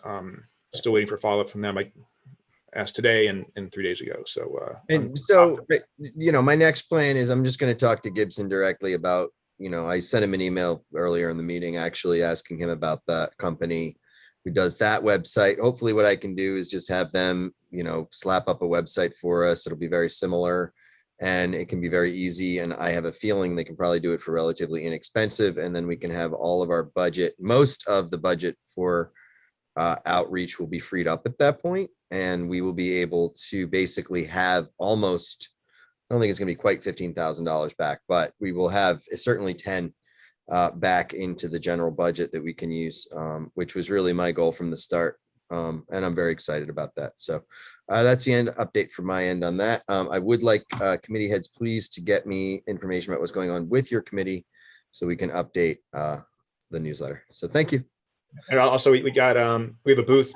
Rich Ramirez is giving us a booth at the farmers market for and we can talk about if somebody wants to staff that booth on Sundays, or it doesn't have to be every Sunday, but that'll be an option for us. Compliments of Rick in the Civic Lake Farmers Market.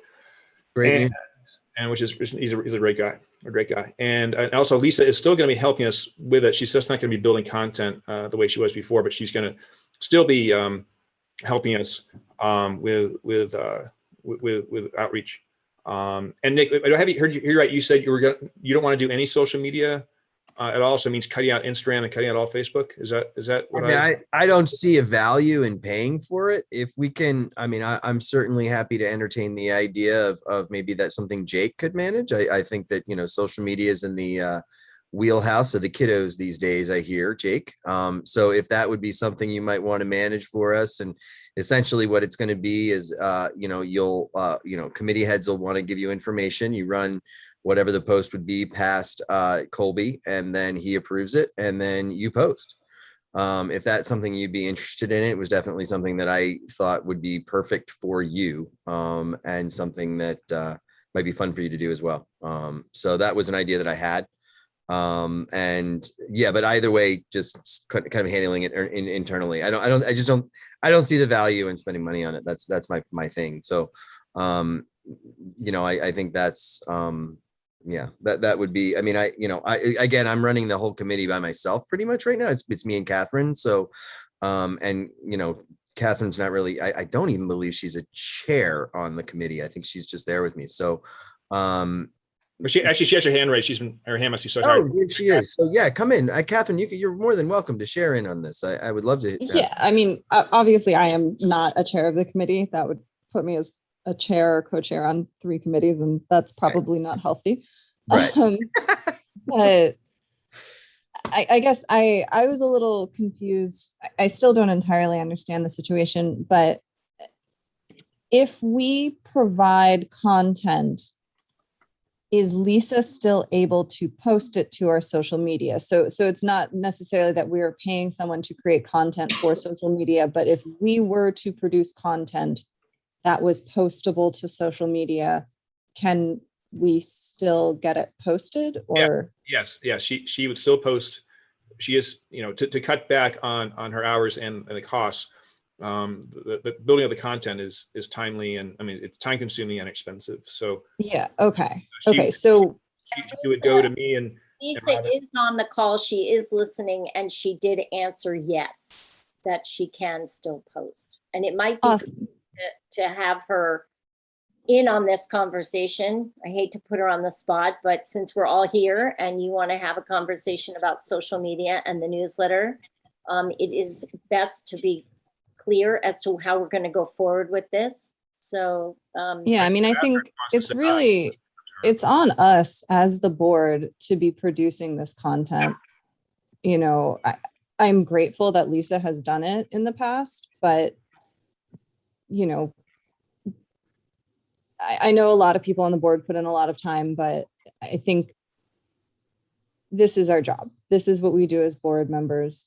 We have to figure out what the public needs to know and put together content to communicate it to them. That's our job. So we just need somebody to take this on. And not somebody, all of us. No, I understand that, but the content needs to be in my hands by 6 o'clock on Wednesday in order to get the information to the newsletter. It has to be produced and created, and then it goes live on Thursday. So, you know, this can't be, okay, perfect example. I asked everyone to respond to an email by yesterday at noon, and I heard from maybe half of the board. So, you know, this isn't something that can, you know, if you forget or you're busy, it can't, if we're going to have social media, we have to be consistent, which is why we pay for social media. It cannot be, you know, and believe me, you're all capable, all of you, each and every one of you. But I know, as I am, I'm really busy, and it takes a lot for me to get what I need to get done, but I take this very seriously. And when there's a deadline, I am extremely responsible to get it done. So yes, this is great. We want to save the board money. I'm the first one in line for that. But if we're going to have social media and we're going to have a newsletter, and like this special board meeting that I'm going to talk about in a few minutes, you know, we have to send out some sort of social media information. And if we don't have somebody that's actually going to make sure that this gets done on a timely manner, and that is the purpose of paying somebody, so that we can hold somebody accountable, because it's going to be tough for me to call up Nick and say, you know, hey, this was supposed to be done yesterday at noon and I didn't hear from you. I mean, you know, we're all volunteers, so I don't want to put any pressure on any of you, but you know, it's if you want to be willy-nilly with this, we can be willy-nilly, and I'm the first one to say, hey, I'm good with that. But you know, how do we want to go forward? Do we want to have a social media presence where people can consistently get their newsletter on Thursday at you know, whatever time, or do we want to just be really loose with it? So how do you feel about that? Robin, I think let's be clear on, there's 3 areas here. There's the website, there's social media, and then there's the newsletter, which is sort of hybrid, but a newsletter is the date and time sensitive thing. The social media, which would be posting to Twitter, Instagram, etc., would be less so. Yes. And Nick, that's a great suggestion for Jake. He probably does social media in his sleep. If he could take on the accounts, you know, and post approved content, that would be great. But I think when you say social media, I think what you really mean, Robin, is the newsletter. Is that correct? No, I mean all of it. I mean, okay.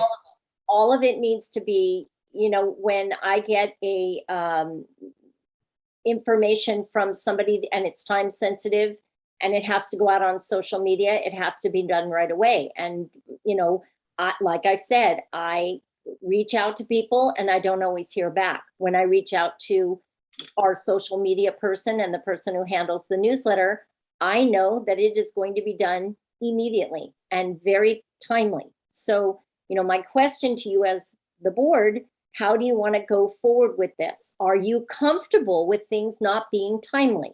Because that's what will end up happening. And I appreciate the fact that Jake is a new member and he's tech savvy, and maybe he'll be fantastic at this, but he's also a student.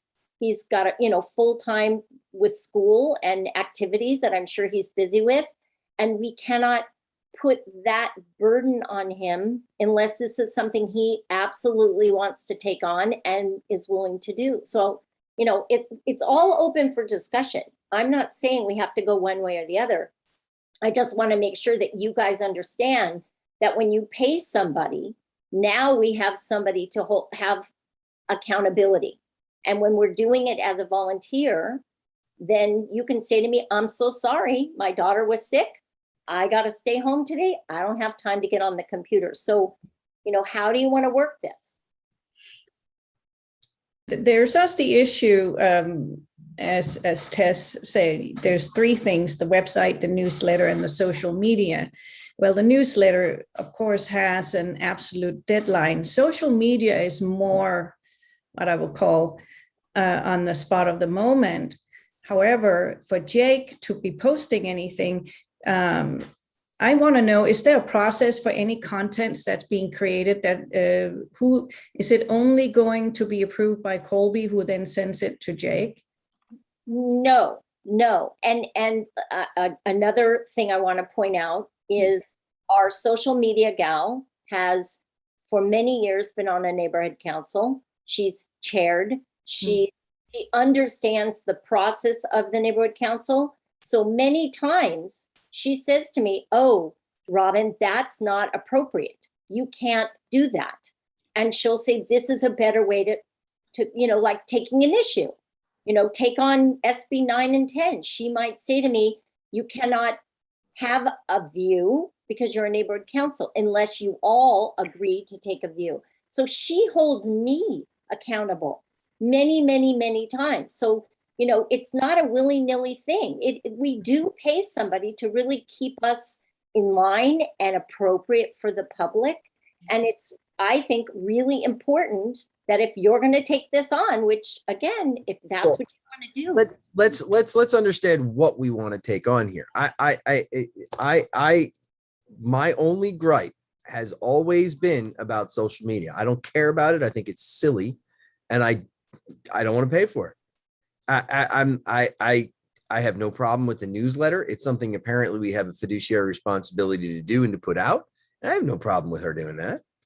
I just don't think social media is something we need to be doing. That's all. That is the only on thing. that point, though, isn't most of our social media from the newsletter not right now? The material is she finds them. Like Lisa finds the material. When again, that's the time consuming process, and that's where the money saving is, I guess. And our social media person also, through me and through all of you, like our HOA will send me information of something that they want to promote. And if it's of no cost to the community, we are happy to promote it. And so a lot of it is timely. A lot of it is upcoming events. A lot of it is just being part of the community. The HOA has a newsletter. The chamber has a newsletter. A lot of people cross promote. And so it's, if you maybe are on the chamber newsletter, but you're not on the HOA, you might hear about it through the chamber. So there's a lot of crossover.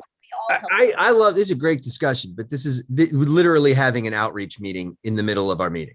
And like, I'm happy to have everybody come to the next outreach meeting and help me out to figure this out. Okay. But like, I mean, I'm a little frustrated here because I feel like I was just trying to air what is going on and then everything got blown up. And it's like, okay, well, look, everybody's really interested in outreach.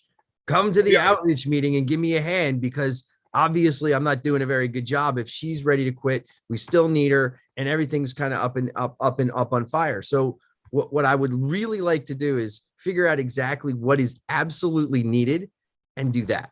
That's my point. I don't think social media is needed in any way, shape, or form. I just don't. I think if we can figure out a way to get Jake to do it, I think that's the ultimate way to do it. If we need to have the responsibility of having the newsletter go out, which it sounds like a good idea, we need to have it properly budgeted and it look right. So I don't get a bunch of emails complaining about our budget going to a social media campaign. And that's my biggest thing. I don't care if we spend money. I care about what we spend money on. That's the only thing I care about. I only care about my responsibility to the stakeholders to spend the money. So to clarify, she's not quitting. She just wants to step back because she heard the meetings in which people. I don't want, but that's not the way this goes. She heard, no, come on, let's be realistic here. What I want is all I want, okay, is just responsible spending of our money. Cause that's what I'm getting emails about. Okay. If I'm happy to have the newsletter be done by her. It's nothing personal, man. It's just trying to figure out what's right here. That's all I'm trying to do. So if it sounds to me like if we can get the newsletter done, we can agree on a good price to get the newsletter done. We can have Jake manage the social media, and then from there we can go forward. If that sounds to me like what I would like to do, and it sounds to me like it's relatively reasonable. Does everybody else agree, Catherine? Your pulse is on your finger. I mean, what I would have to say on that front is, the managing of the social media, to my knowledge, is not super time consuming. If when we do the newsletter, the social media post just gets scheduled with like a Hootsuite or whatever, which I think is what Lisa uses. Yeah, so, I don't know that we need necessarily to assign someone to manage social media. What we need is a way to produce content. And right now, as much as I believe that it is incumbent on us as board members to do that, that is our job. The fact is, we have a lot of people historically that barely participate. And we have a lot of people right now that, might not be ready to take it on immediately. So it sounds like what we need is to, at a minimum, establish a transition plan to figure out if the board can take on this responsibility of creating the content. Because that's what takes the time, is finding the information, producing the visuals that Lisa does, and the copy. That's what's taking up most of the time, not scheduling a couple posts on Instagram. Yes, and let me just say, I think it's about 3 hours worth of work to do the content for the weekly newsletter. I mean, is it something where you want me to, see if she'll come back, work with somebody, and she can she might not do this, but someone can shadow her in the process. Well, if she's doing 3 hours, again, Colby, it's 6 to 7 items with images must be sent to me by 6 p.m. on Wednesday in order to get this newsletter put together. And that was going to be something Nick was going to take on. And like Catherine said, every committee can come up with one item to add to the newsletter. They don't have to do it every week, but it would certainly make Nick's job easier if people would continue to send him content. And I never, and to be clear, I never signed up for this job. This is what, this was like, you said, basically what ended up happening was she's not going to do it and I'm going to do it. And it's like, wow. That's certainly not what I signed up to do. I didn't really understand that was going to be the result. And can I speak? I never said, this is Lisa. I just have to interject. I never said I was not going to do anything. This was just a decision that some of the executives thought might be a good process for transitioning so that the funds can be pulled back into your coffers and used the ways that you as a board might want to use it. So just wanted to clarify that. 100%. Listen, it wasn't my idea to fight. Look, Lisa, I really do not take this personal. Okay. This is not a personal thing. And I feel like it's turned into something or whatever. I don't even understand it. All I'm trying to do is just save money. Okay. And what I'm trying to do is trying to make it so your time is compensated fairly and the board's money is taken care of. If you're spending 3 hours a week on a newsletter that we have to send out, once a week, I don't know what the cost is for that, but I feel like should be reasonably within $100. And I feel like the amount of work that we're doing, annually, or a monthly basis for something like that should be in the $500 to $600 a month range. And my understanding of it is that it's about double that. And so that's where I get into an issue. So I don't really even understand budgetarily where all this stuff is landing, but I do know that I oversee a budget of a lot. And I just want to make sure that it's spent efficiently and that, if you can continue to do if we can find a deal to make some sort of flat fee or something like that, or whatever it's got to be in order to get you to keep doing the newsletter. That's what I want you to do because you're good at it and it's great. That sounds to me, it feels to me like that's the major thing. And then we can free up this other budget to maybe we can send out an annual newsletter through the mail because that really seems to work. I don't know, but the social media thing of it was really driving me nuts. And the social media, I personally think the social media is a downfall of Western society, and I don't want to participate in it anymore. But that's just a personal. Like we're getting off topic there, Nick. We are absolutely. The point is, my point is that I want this to be done like methodically and done correctly and not done herky jerky. And it felt to me like it got done really herky jerky the other day. And I didn't mean it to be. I apologize. I'm new at government and I'm just trying to do my best and I run a business. I just evaluating things like I would look at my business. And I'm sorry if I need to be a little, nicer in the jaw about things like that. And I'm certainly working on that as a politician. But the point is that can we just please have everybody help me out with the outreach to figure out what we need and what we don't so we can get our budget right. That's all I want. And show up at the meeting and help me out. Thanks. Quick for Tess. Yeah. 3 things. I agree that we can ditch social media. Our followers and likes and so forth are very minimal. Having the newsletter continue is good. Susanna's question about process and approval was not really answered. We started with, does it go to Colby and he approves it? And then Robin, you started to talk about, you went off on a little bit of a tangent. What is the process? The process is Hold on, let me finish, Colby. What is the process for approval? And then the final question is, we may be conflating the budget for the website, TYS services, and Lisa, which are 2 distinct and separate services. I understand that our contract with TYS has expired. Are we still paying them? Because that's $500 a month that's being thrown away.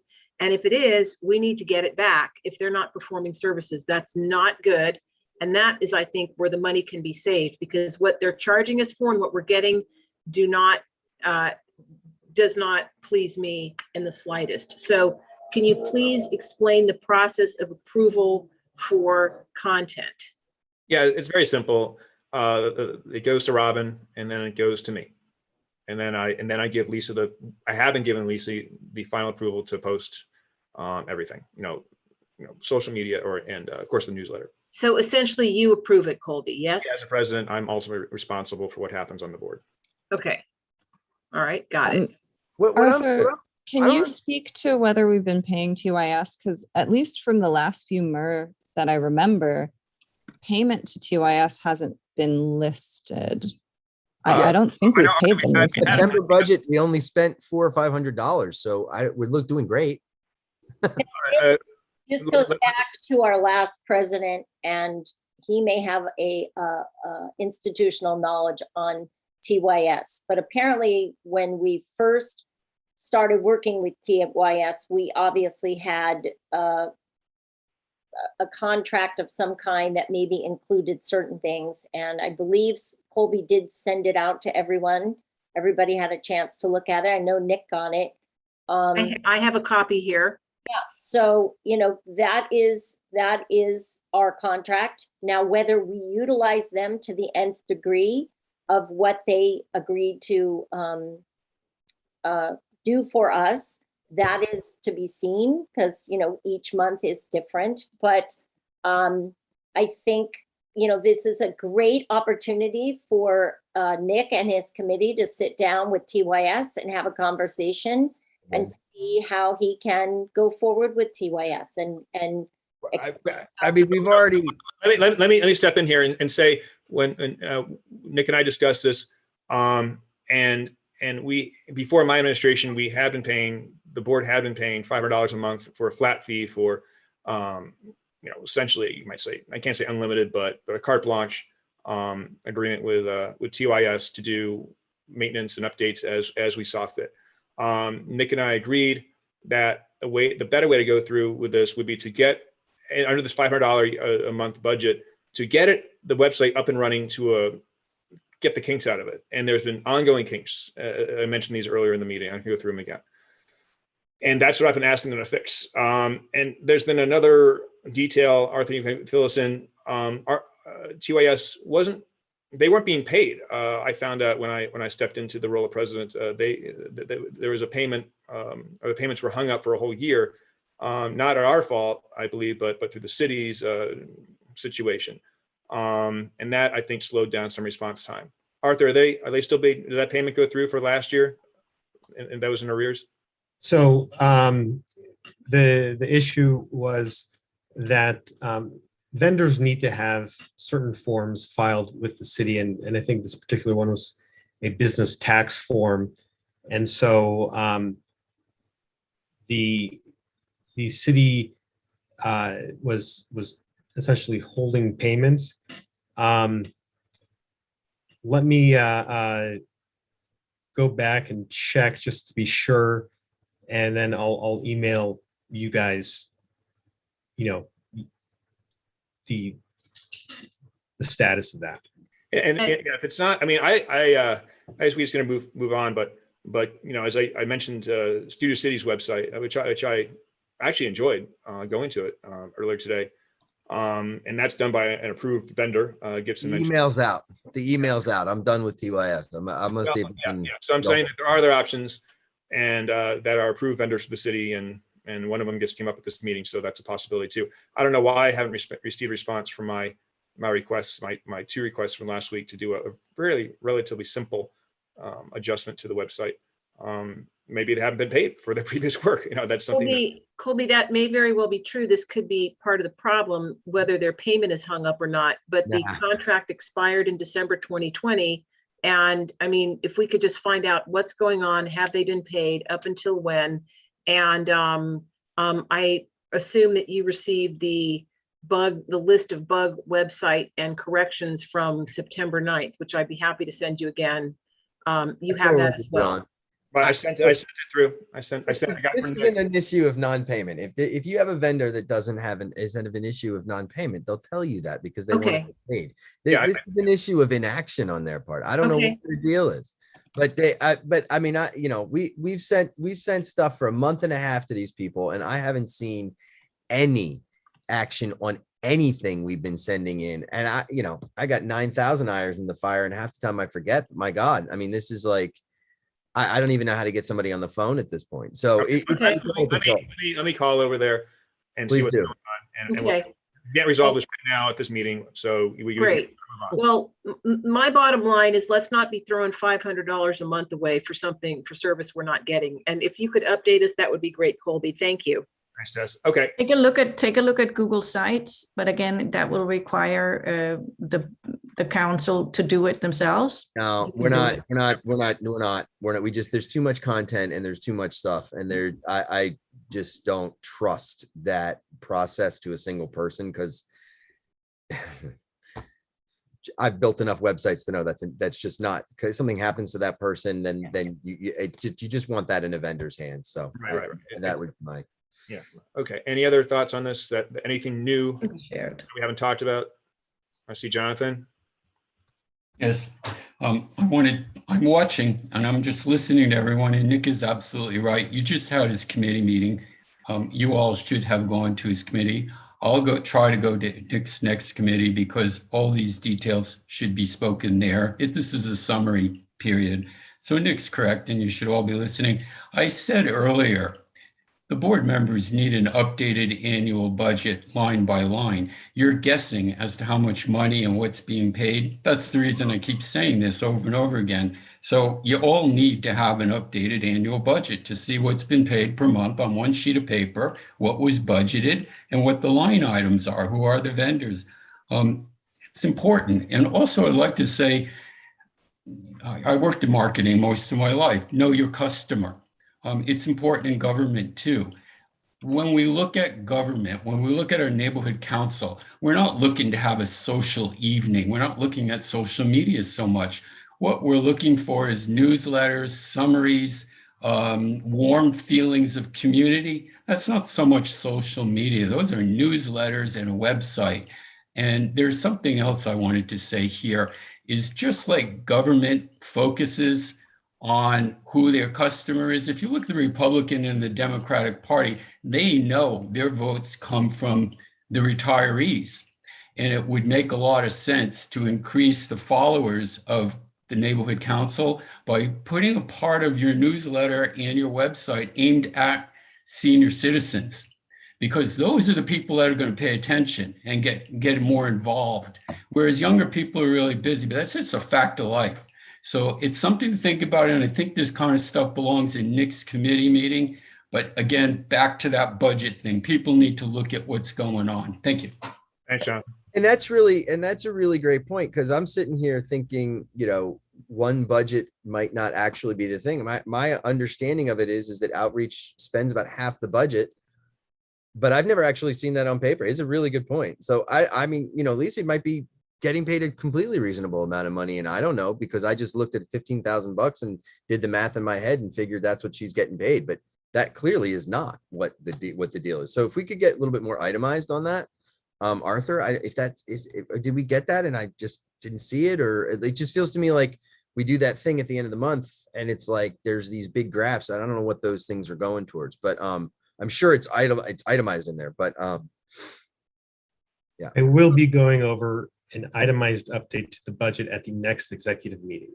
Excellent. Great. Thank you. Thank you.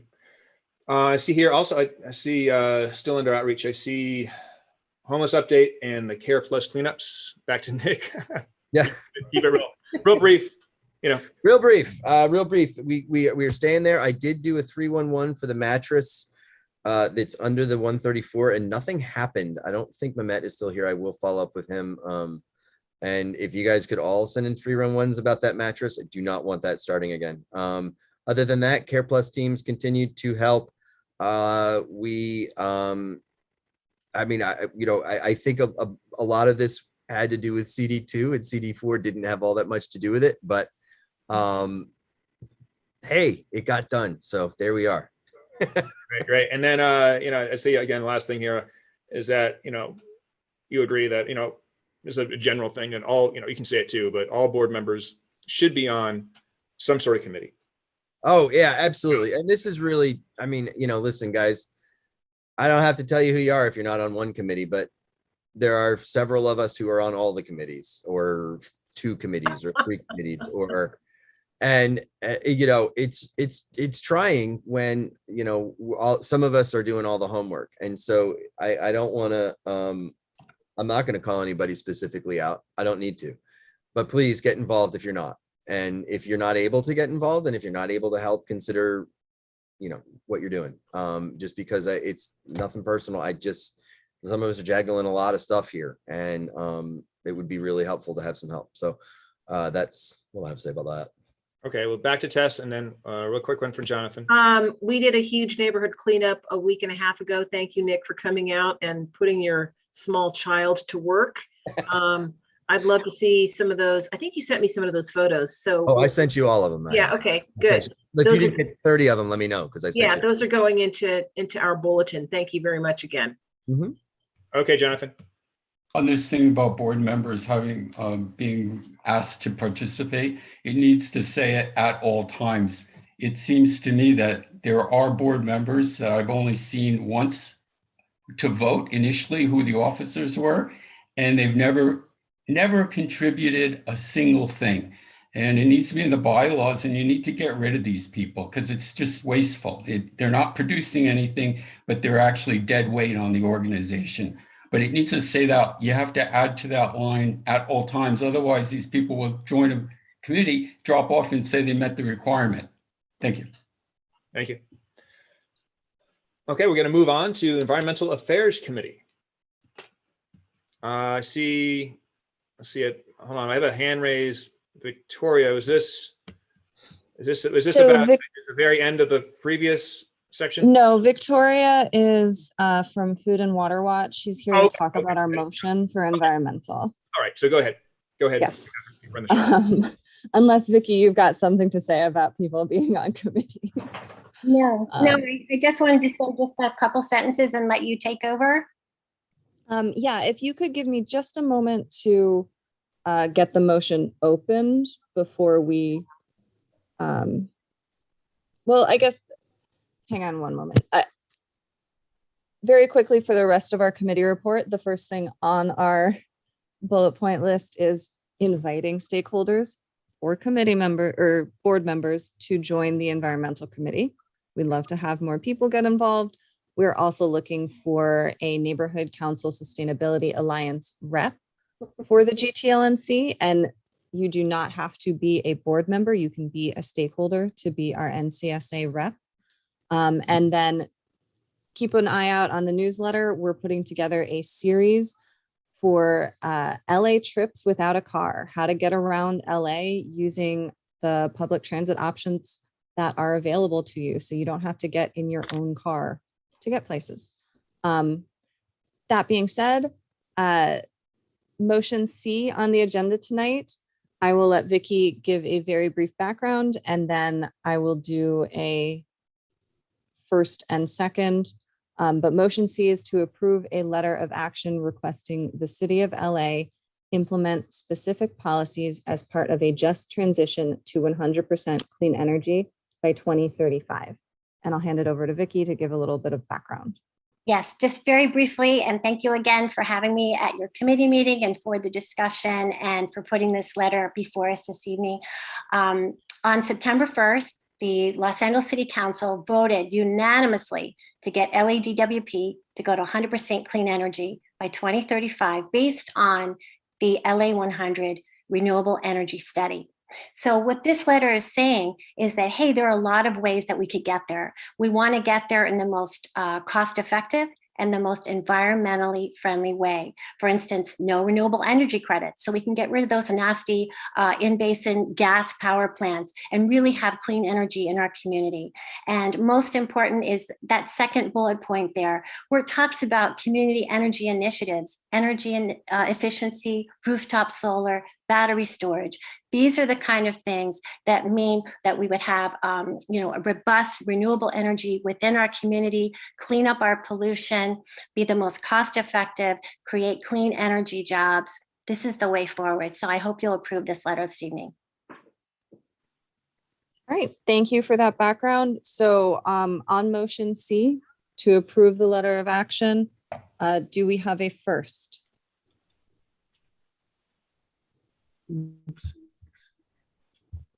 John. Thank you. Sean, thank you. Do we have a second? Saying. Thank you, I'll do it. Susanna. What? Do what? Hold on, I'll mute.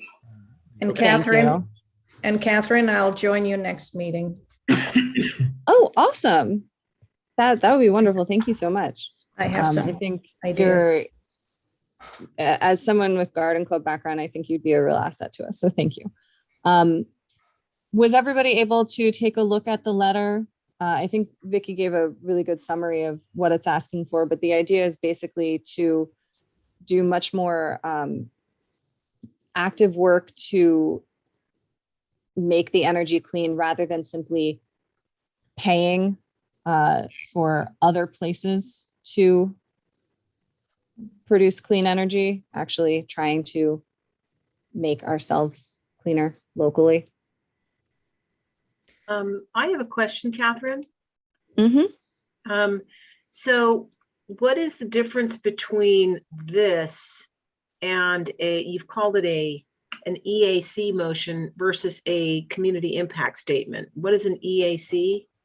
It's not an EAC motion, like it's a motion from the Environmental Affairs Committee. That's just the file name. Oh, I This see. is a Okay. letter of action. And the reason it's distinguished from a CIS is that the city council already took action on that council file. So this is a request that they do additional action. Because right now, like there would be no hearing for us to speak at. It's essentially a closed matter when it comes to that particular council file number, but they still need to establish how they're going to proceed. And so this is a letter of action requesting them to proceed in a particular way. Okay, thank you. I see Lee has his hand up. Let me see. Hi, Lee, are you there? Affirmative. I was going to vote on that other, but it's too late now, right? Oh, we're not voting yet on this. We're just discussing it. Motion. All right, sorry. Okay, Kevin? Oh, I was just going to ask, so if we vote for the motion, I'm just a little unclear. What exactly does that do? It supports this letter? It approves us submitting this letter. Would it be helpful for me to share my screen, Colby, to show the I mean, letter? I've read the letter. I just Okay. don't know what our vote does. Let's voting yes on it would approve us submitting this letter. If enough people vote no, that it doesn't pass, then we would not submit the letter. And so by submitting the letter, we're asking to be included in the city's decisions regarding the clean energy. Is that what this is? In a sense, yeah, we're asking them to, rather than use renewable energy credits to sort of pay our way out of this crisis, to take active steps to shift to cleaner energy locally, not simply to pay for other places to do it better, but to actually make the changes here. Yeah, it's the carbon credits. Right. Buying, selling. And what is the financial impact of one versus the other? There aren't any numbers in your letter. How do we, because you have to weigh costs as well, Catherine. Where would we see that, or would we see that? Where does the cost comparison come up of using one method versus the other? I will admit, I don't know a cost comparison of which one would be more expensive. I suspect in the short term, it would be more expensive to transition away from dirty fuels locally, but it will long-term save money because it is part of actually improving the environment. I mean, there have been a lot of studies that have started to come out lately that say these carbon offsets, are not calculated well in ways that actually are really realistically telling us what carbon is being recaptured. But B, they're not effective in actually improving the climate overall, because there's still plenty of production of the problematic stuff, and it's offsetting in different places. It's just not effective at combating climate change, is what the studies are starting to show. I guess I did a little Googling around about this. I still didn't learn a whole lot about, I had some press releases and stuff like that, but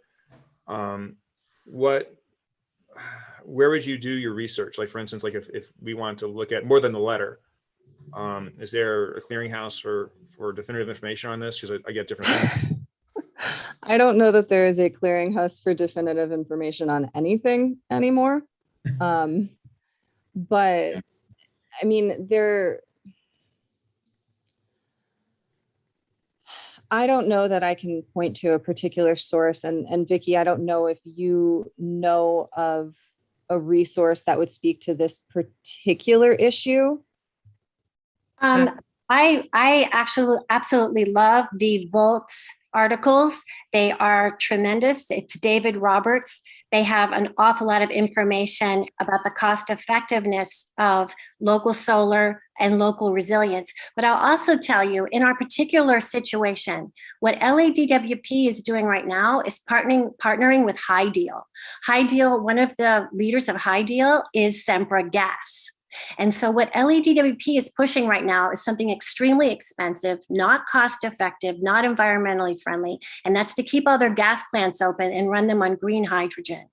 Now, green hydrogen is made from renewables, but you're taking an extremely inefficient step as far as energy production. You should be taking those renewables and putting them straight into the grid or into storage. So what this letter is saying, and you'll see in that second bullet point, not to depend on expensive technologies like hydrogen. Also, green hydrogen has never been tried at the scale that LADWP is proposing. So it's really important, I feel, that we put out there that solutions exist that have been tried and true. They are cost effective, they are the best for the environment, and they will serve us over the long term. I mean, solar's got to be, well, solar's got to be one, Wind right? energy. Oh, also, there's one other thing that there's some exciting things that that are kind of coming down the pike that are just amazing. Like, for instance, in Glendale, they're considering partnering with Sunrun, and Sunrun they would install the solar on 3,000 homes. They would pay for all the installation. The utility would buy the power. You yourself would not be responsible for putting on the solar. You'd pay your bills as usual. So there are a lot of ways that we can make local renewables work, and they're different for us. They're going to take some getting used to, but believe me, it doesn't mean that I have to go put solar on my house. I can't afford it either. That's why I'm really in favor of my utility, my municipal utility that's supposed to be working for me to do that job for me. Are they talking about making utility scale solar projects in the desert? Because that sun thing we got right about? Yes, we do have some of that. LA is in the LA Balancing Authority, and we have a huge transmission line that goes out to Delta, Utah, and there will be more projects along that line. There are now, but remember, with climate change, with fires, to rely on these long transmission lines that also lose a lot of energy as that energy comes into us. Sure, we want some of that, Nick, but we also need a lot of local stuff. And there's so many places that LA could invest. Well, I mean, as somebody who used to sell rooftop solar, I love the idea of it, but at the end of the day, it's incredibly inefficient. And one of the things that I've always wanted to have is a power purchase agreement. And we have so much excess land. I mean, there's so many, we could be building it really could be building utility scale solar, not necessarily in the direct LA area, but close enough where I don't think the transmission be that much of an issue, but whatever. They are doing so on certain locations, huge solar farms. Those are the most effective things. Rooftop solar, I love the idea and it makes you feel good, but when push comes to shove and you're talking about spending dollars, the idea that you're going to spend 3,000 homes to slap solar panels up, where you could build, you get something 4 times that size in a field, and for the money, it's just the fact of it. So I don't know. It just that kind of stuff makes my ears go. The big issue is also storage of energy. Of course, but kinetic storage, there's no reason we can't build kinetic storage. We got a lot of space down here in Southern California. We don't want to admit it, but we do. Anyway, sorry. I don't. We're talking about particulars in this thing. We have two stakeholders who've had their hand raised. So if the board is done with comment, we'll go back to stakeholders and then just discuss this slightly more. Okay, Jonathan. Yes, I read the letter yesterday. I understood its generality, that if I understood it, it says that the neighborhood council is sending a signal to the city government that it wants the city government to be more involved, especially in LADWP affairs.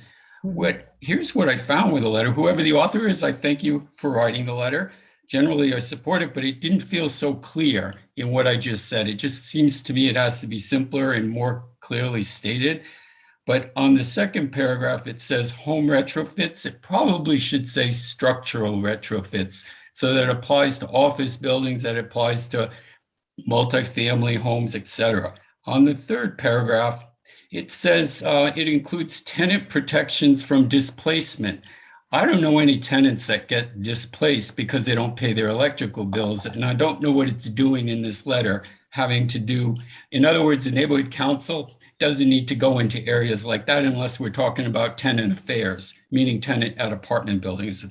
And the paragraph number 4, it says ensuring pensions, meaning of people who don't work or who need to get who can't find new jobs.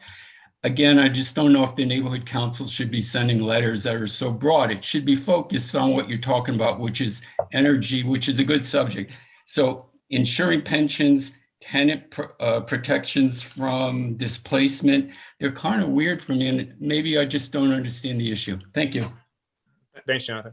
Back to the board. Catherine, I mean, I'm just a little unclear on things. I mean, is there a way to table this and move it forward, and do we have more time to research it, or do you definitely want to bring it to a vote tonight no matter what? I mean, we can absolutely table it if the board would like to. I do want to remind everyone that this letter was distributed to the full board. It is available on the website, and it is our obligation to review the materials in advance of a meeting. And if you feel you need to do more research on it, I would like people to start prepping for these meetings. Well, I just, But we'll if we feel like the board is confused by the letter, then I think it's acceptable to postpone until November. I'd like to call for a vote on whether or not to proceed with a vote or postpone. Okay.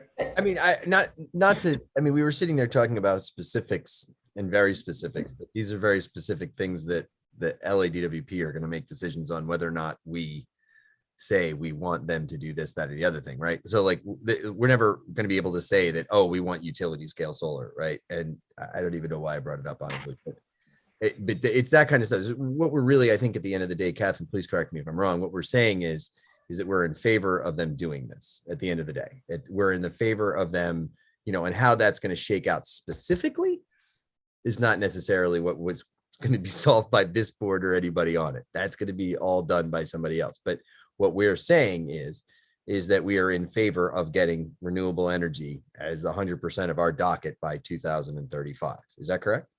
Yeah, it's in favor of that. It's in favor of making it very community based to actually take these steps here in Los Angeles and not simply pay for it to happen somewhere else and continue doing what we're doing.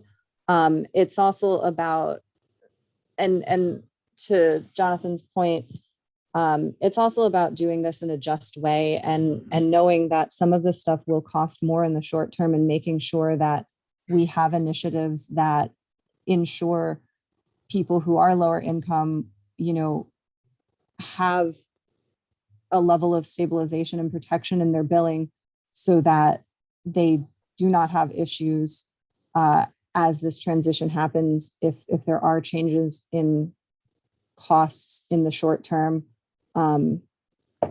due to just the necessary infrastructure ramp ups, and to also really make sure that we are making sure that workers can transition from the current energy production to clean energy production, getting that training. This is all part of doing this in a just way that supports our local communities and our workers. That is the goal. Ren has his hand raised. Thanks, Ren. Yeah, I just want to say, I think the letter is sort of good enough. I think probably most of us could wordsmith it or, take some things out, maybe emphasize things a little differently. But effectively, I think the letter sends the message to the council that we want to see them localize their sources of, rather than put the pay for offsets that are coming out of Utah or some other part of the country. We need to localize our impact on the environment. And they should be spending their money here locally on doing that. Yeah, it's a great. I think the letter's good enough. Yeah. Yeah, I think we should take it to a vote. I don't think we have to go back and look at it. And I think that it's pretty clear that this is a thing that we're all behind. But if anybody really objects, I guess that's something they should do. But I certainly feel comfortable moving forward. I don't object, and I think it's interesting, and energy initiatives are very important. I guess it is so broad. I would want to understand the cost implications more. And I'm a believer in spending more in the short term to reap gains in the long term. That's fine. But it's so broad when we're getting into discussion of pensions and pay parity and labor agreements. If there isn't a rush to a deadline, I would want to dig into this more before the next meeting, Catherine, and maybe get some resource material from you and Vicky, if that's possible. Well, Colby, I mean, Again, Would you we like to call for figure a this out. vote on whether to postpone or not? Or would you like to call for a vote on the motion? I'll call for a vote to postpone. I'm sorry. It just feels like well, then we'll find out through the vote and see. Okay. Then we'll find out. So on this roll call, if you vote yes, you are voting in favor of postponing this motion. If you vote no, you're voting in favor of having a vote tonight on passing the motion. You're not voting to pass the motion or not to pass the motion with either of these votes. It is simply yes, postpone, no, vote on the motion tonight. Okay. Robin, are you willing to do the roll? Yeah, I'm copying the vote because I'm going to leave the one above as postponed, and I'm going to do language that will say this is a vote to postpone. Thank So, you. start with Catherine. Do you want to postpone? Yes or no? I hate that I'm up first for this. No. Okay. Arthur, do you want to Yes. postpone? Yes or no? Yes. Okay, and I'm a yes as well.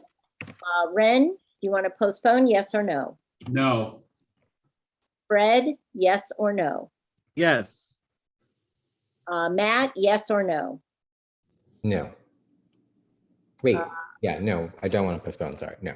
Don't want to postpone, so no. Okay, Lee, yes or no? Do you want to postpone this one? Affirmative on postpone. Postpone, so yes, you want to postpone. Yes. Paige is excused. Are we also, we missed Nick. We Did got I Nick? miss Nick? Nick, did you wait? Oh, you're right. It's on the next line. So sorry, Nick? No. No. Okay, Susanna? Yes. Yes. And Tess? Yes. And Sean? No. No. And Jake is ineligible. And And Kevin. D's. Why is Jake ineligible? Oh, no, Joe, this is not financial. He should be okay, right? But it does, do all voting after he does his training? He has a 30-day window to complete his training. He is I believe. eligible tonight? Do we still have Gibson? We do not have Gibson. Does it matter?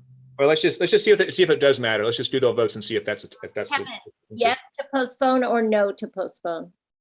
No. No to postpone. Yeah. Yes or no? So No wait, postpone. you want to postpone, so that's a yes. No, I said no to postpone. No to postpone. Okay, got it. Okay, and then Jake, I'm leaving open. Colby, Yes to, I'll say yes to postpone. yes to postpone. Okay, I'm going to read this off. Colby is a yes. Catherine is a no. Arthur is a yes. Robin is a yes. Nick is a no. Ren is a no. Fred is a yes. Matt is a no. Lee is a yes. Susanna is a yes. Paige is excused. Tess is a yes. Kevin is a no. Sean is a no. And at the moment, Jake is not being counted, so he may be the Well, tiebreaker.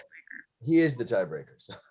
Is okay, so I have 1, 2, 3, 4, 5, 6, 7 yeses. And I have 1, I know you have 6. 3, 4, 5, 6 no's. So it's 7-6. Because Paige is not here. That would make 14. So it's 7. Potentially a tying vote, actually. Yeah, well, it's up to. But to be clear, if Jake were to vote, even if he voted no, the Would be a vote would tie. tie, and therefore it wouldn't be a majority voting yes. So it would fail regardless of Jake's vote. Yeah, it's me. Okay. Okay, so we'll postpone this until next meeting. I Read do your want to emails. really thank Victoria so much for bringing this. And I'll circle with you on getting a little more, getting other resources. Yes, thank you guys, and I'll be happy to send some resources. I'll send them to Catherine. Yeah, you also so check, maybe check lacy.org. It's LA Incubators. They may have something, I'm not sure. but I can Thank keep you. them too. Thanks, Suzanne. Yeah, Susanna, if you could send me Yeah. their info, that would be awesome. Yeah. I really appreciate it. Okay, and now we move forward to government affairs. Tess, do you want to lead us off? Sure. We had a spirited discussion on redistricting, which has picked up since the first month that we discussed it, when it was decided that a community impact statement was not particularly wanted at the time, although that changed with the last meeting. And we discussed whether or not to survey the community, but we weren't able to schedule a special meeting to discuss a survey in time to even conduct the survey and submit results for discussion and vote at the general board meeting tonight, and to get them in time to the redistricting commission.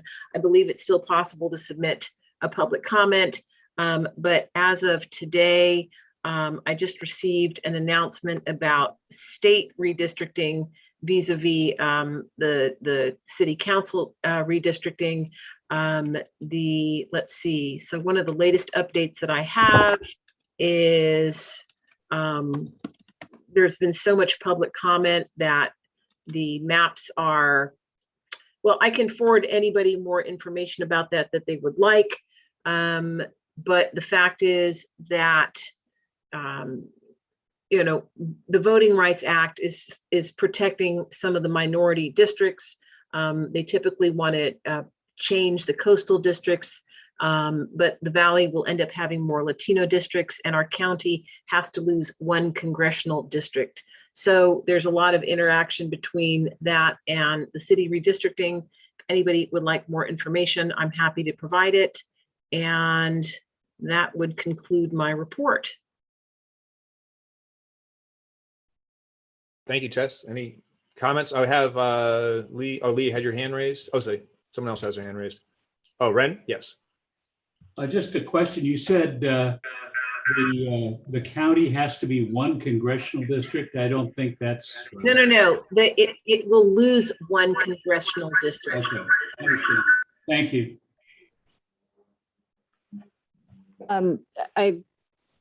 I'm sorry if I just missed it, but the one last thing on the governmental committee report is we are actively working on updating the bylaws and establishing standing rules, which the reason we're looking at standing rules is they are easier to update. We do not have to wait for Done to open their update period, which only happens every other year. So, if there are things that aren't working, we would be much more easily able to correct them. So we're sort of trying to take the bylaws as a structural, as building the structure, and then the standing rules can add extra flavor and color and more process related for things that, might need to update as the world changes, with things like switching back and forth from Zoom to virtual or Zoom to in-person. Oh, right. So that's it. So, Catherine, I didn't mean that, the end of the Governmental Affairs Committee report had ended. I assumed you were going to discuss bylaws. I apologize. Oh, okay. Yeah, sorry. So Catherine has put a lot of work into it, and we welcome folks. We're getting input from stakeholders. We hope to have a good red line draft before the next Governmental Affairs meeting. And yeah, there's a lot to look at and be discussed and things to be considered. And we're happy to have the input. So we've been having some productive discussions. Thank you. So we'll see and hear you all on Tuesday, November 2nd, 6:30. Hello. Hi, Lee. You have some feedback there. Yeah, I'm sorry about that. Can I make a request to put something on the agenda now? Oh, well, maybe in new business, that'd be great. Okay, is that coming up next? I think that's up next. Yeah. So All right. we're done. We can move to new business. Great. All right. Go ahead, Lee. Tell me when. When? Okay. I'd like to get support for, let me get the background out of the way. I'd like to get support for a bill I'm trying to get to Senator Azarian about if you take advantage of a handicapped person of fiduciary, and you can be prosecuted civilly, criminally with no statute of limitations, no retroactive. but I need a letter from the neighborhood council of support. Can I get that put on the agenda for next time? We actually added that to governmental affairs as something that we're going to be exploring. And I think maybe if you could connect with Tess on that for any background information you have on whether or not there are laws in place right now that have a statute of limitations, or if you know of other areas, states, municipalities that have laws in place that do not have a statute of limitations that maybe we could reference, that would be great. But yes, that was on our governmental agenda this month. We want to produce a letter of action related to it. Excellent, thank you. And there is a statute of limitations. We have to change that. Thank you so much. Thank you. Any other new business? Yes, I have something. Yes, Robin.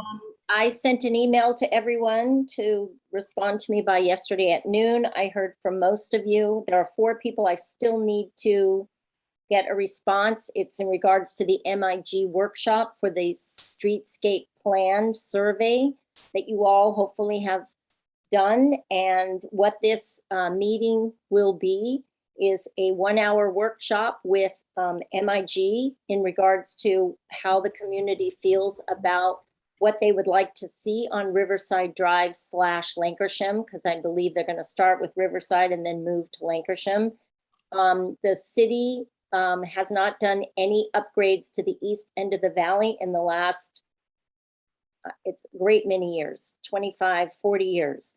And they are now in the final stages of city upgrade decisions, and they're going to come back to the community with what they have in store for us. And because of the due diligence of all of these surveys that we have been doing over the last several years, they've said that they would incorporate what our community would like to see in the overlay, which is the sidewalk to the side of the building.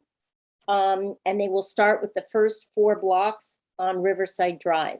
So this workshop, I've given you 2 dates, which is October 25th and October 27th. One is at 11, one is at 3:30. The people I need to hear from are Nick, Sean, Paige, and Kevin. Do you have a preference to which day you can attend the meeting? I just sent you an email with it. You did? Okay. Is it Monday or Wednesday? Wednesday. And Sean?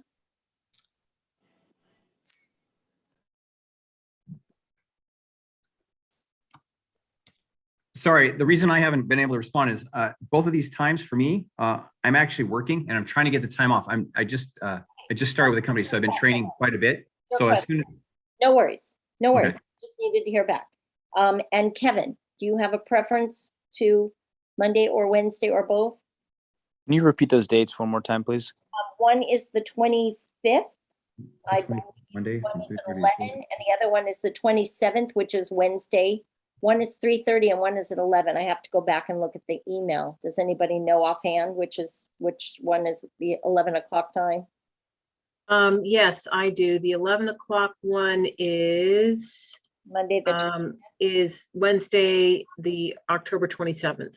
Okay, so Wednesday, October 27th at 11 and Monday, October 25th at 3:30. And like I said, it's only about an hour and they just want to hear from the community in regards to it's your time to speak up and tell them what you want to see. You know what? I have something on both of those days, but let me contact you and figure something out if I can. Perfect. So I will be sending out an email with the majority of the people that can attend, and we will open this up to the public as well. It'll be a special board meeting on that date. So we will, Colby, I believe we can use the same Zoom number and hold this meeting. I believe, I'm not sure, I have to check on that. And so you will all be getting a reminder about what day it's going to be.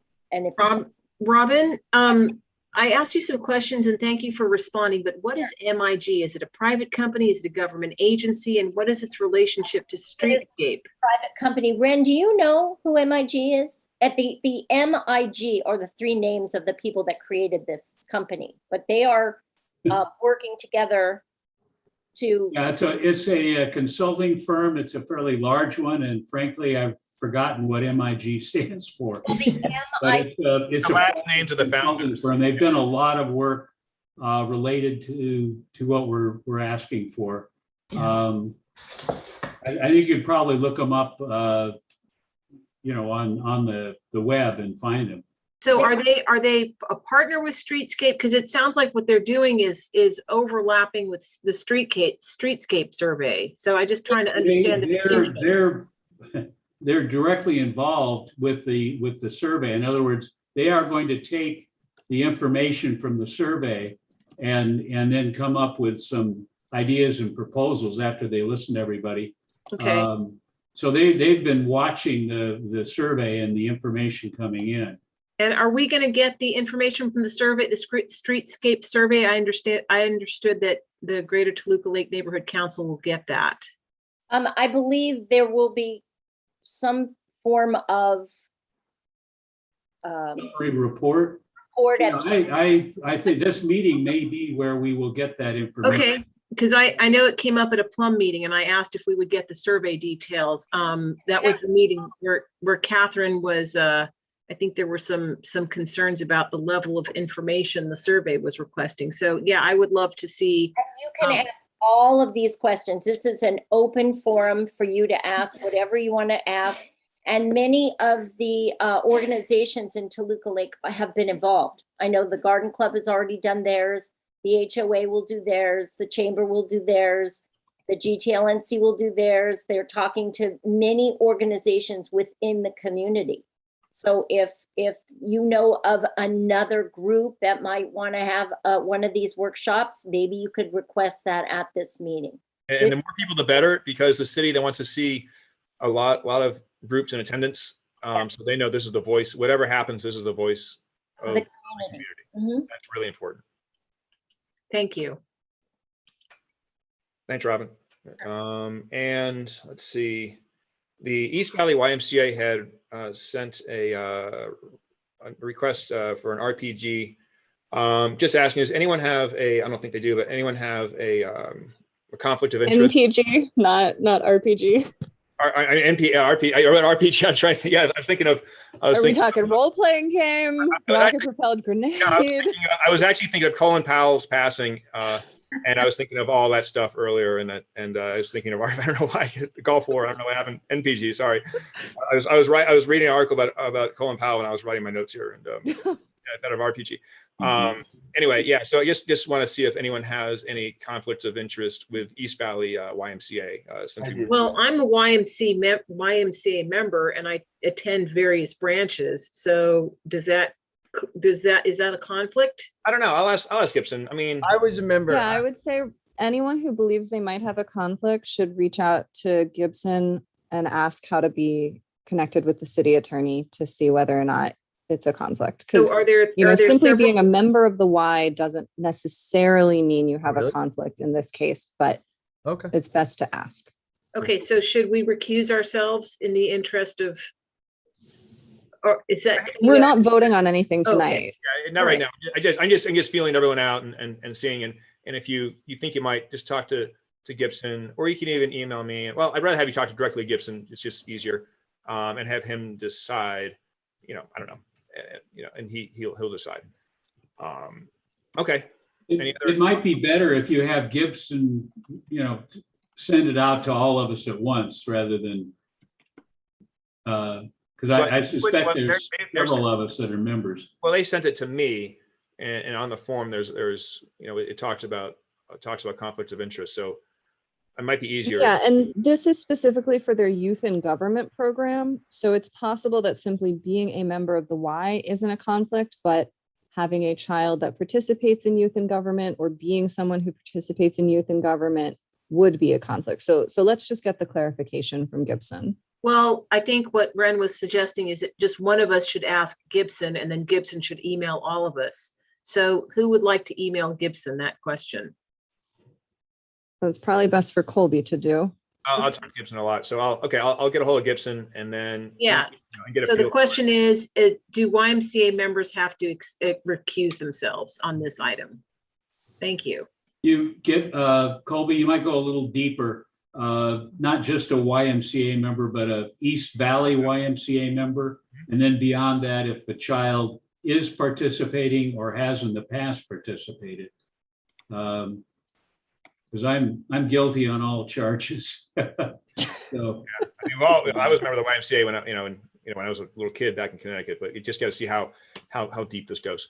Okay. I do not think being a member of the YMCA as a child. I know. Isn't that funny? We all were back then. I see a member. Okay, Kathy. Hi, Kathy. You may also want to add, in addition to what Ren said about member or had a child in any program, if you are a donor to the Y. Mm-hmm.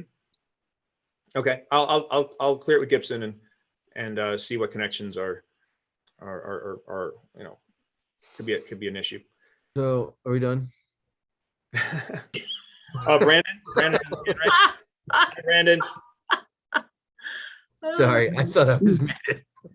Are you guys trying to determine whether or not that there's any type of conflict of interest in this? Well, there's a lot. I mean, that's an idea. Yeah. I think we need to refer this to the city attorney. Yeah, that is the guidance that we get in our training. Let's not belabor this point. However, as long as the thing about the conflict of interest, as long as you're not gaining anything from this, either career-wise or financially, things like that. If you're a member, that has nothing to do with it. It's not a conflict of interest. But as long as somebody doesn't work for the YMCA, they're not gaining anything from it, then there's really no clear conflict of interest of that. I mean, if you're a member of the YMCA or either a current member or former member, that has nothing to do with any type of conflict. Thank you, Brandon. Okay, and any other new business? I don't see any. I don't hear any. So with that, I'm going to say our next meeting is November 16th, 2021 at 7 p.m. via Zoom. And I'm going to call this meeting to a close at 9:50 p.m. Hey, 2.5 hours. Good job. All right. It was a good meeting, though. Well done. Have a good night, everyone. Take care. Good night. Thank you. Good night.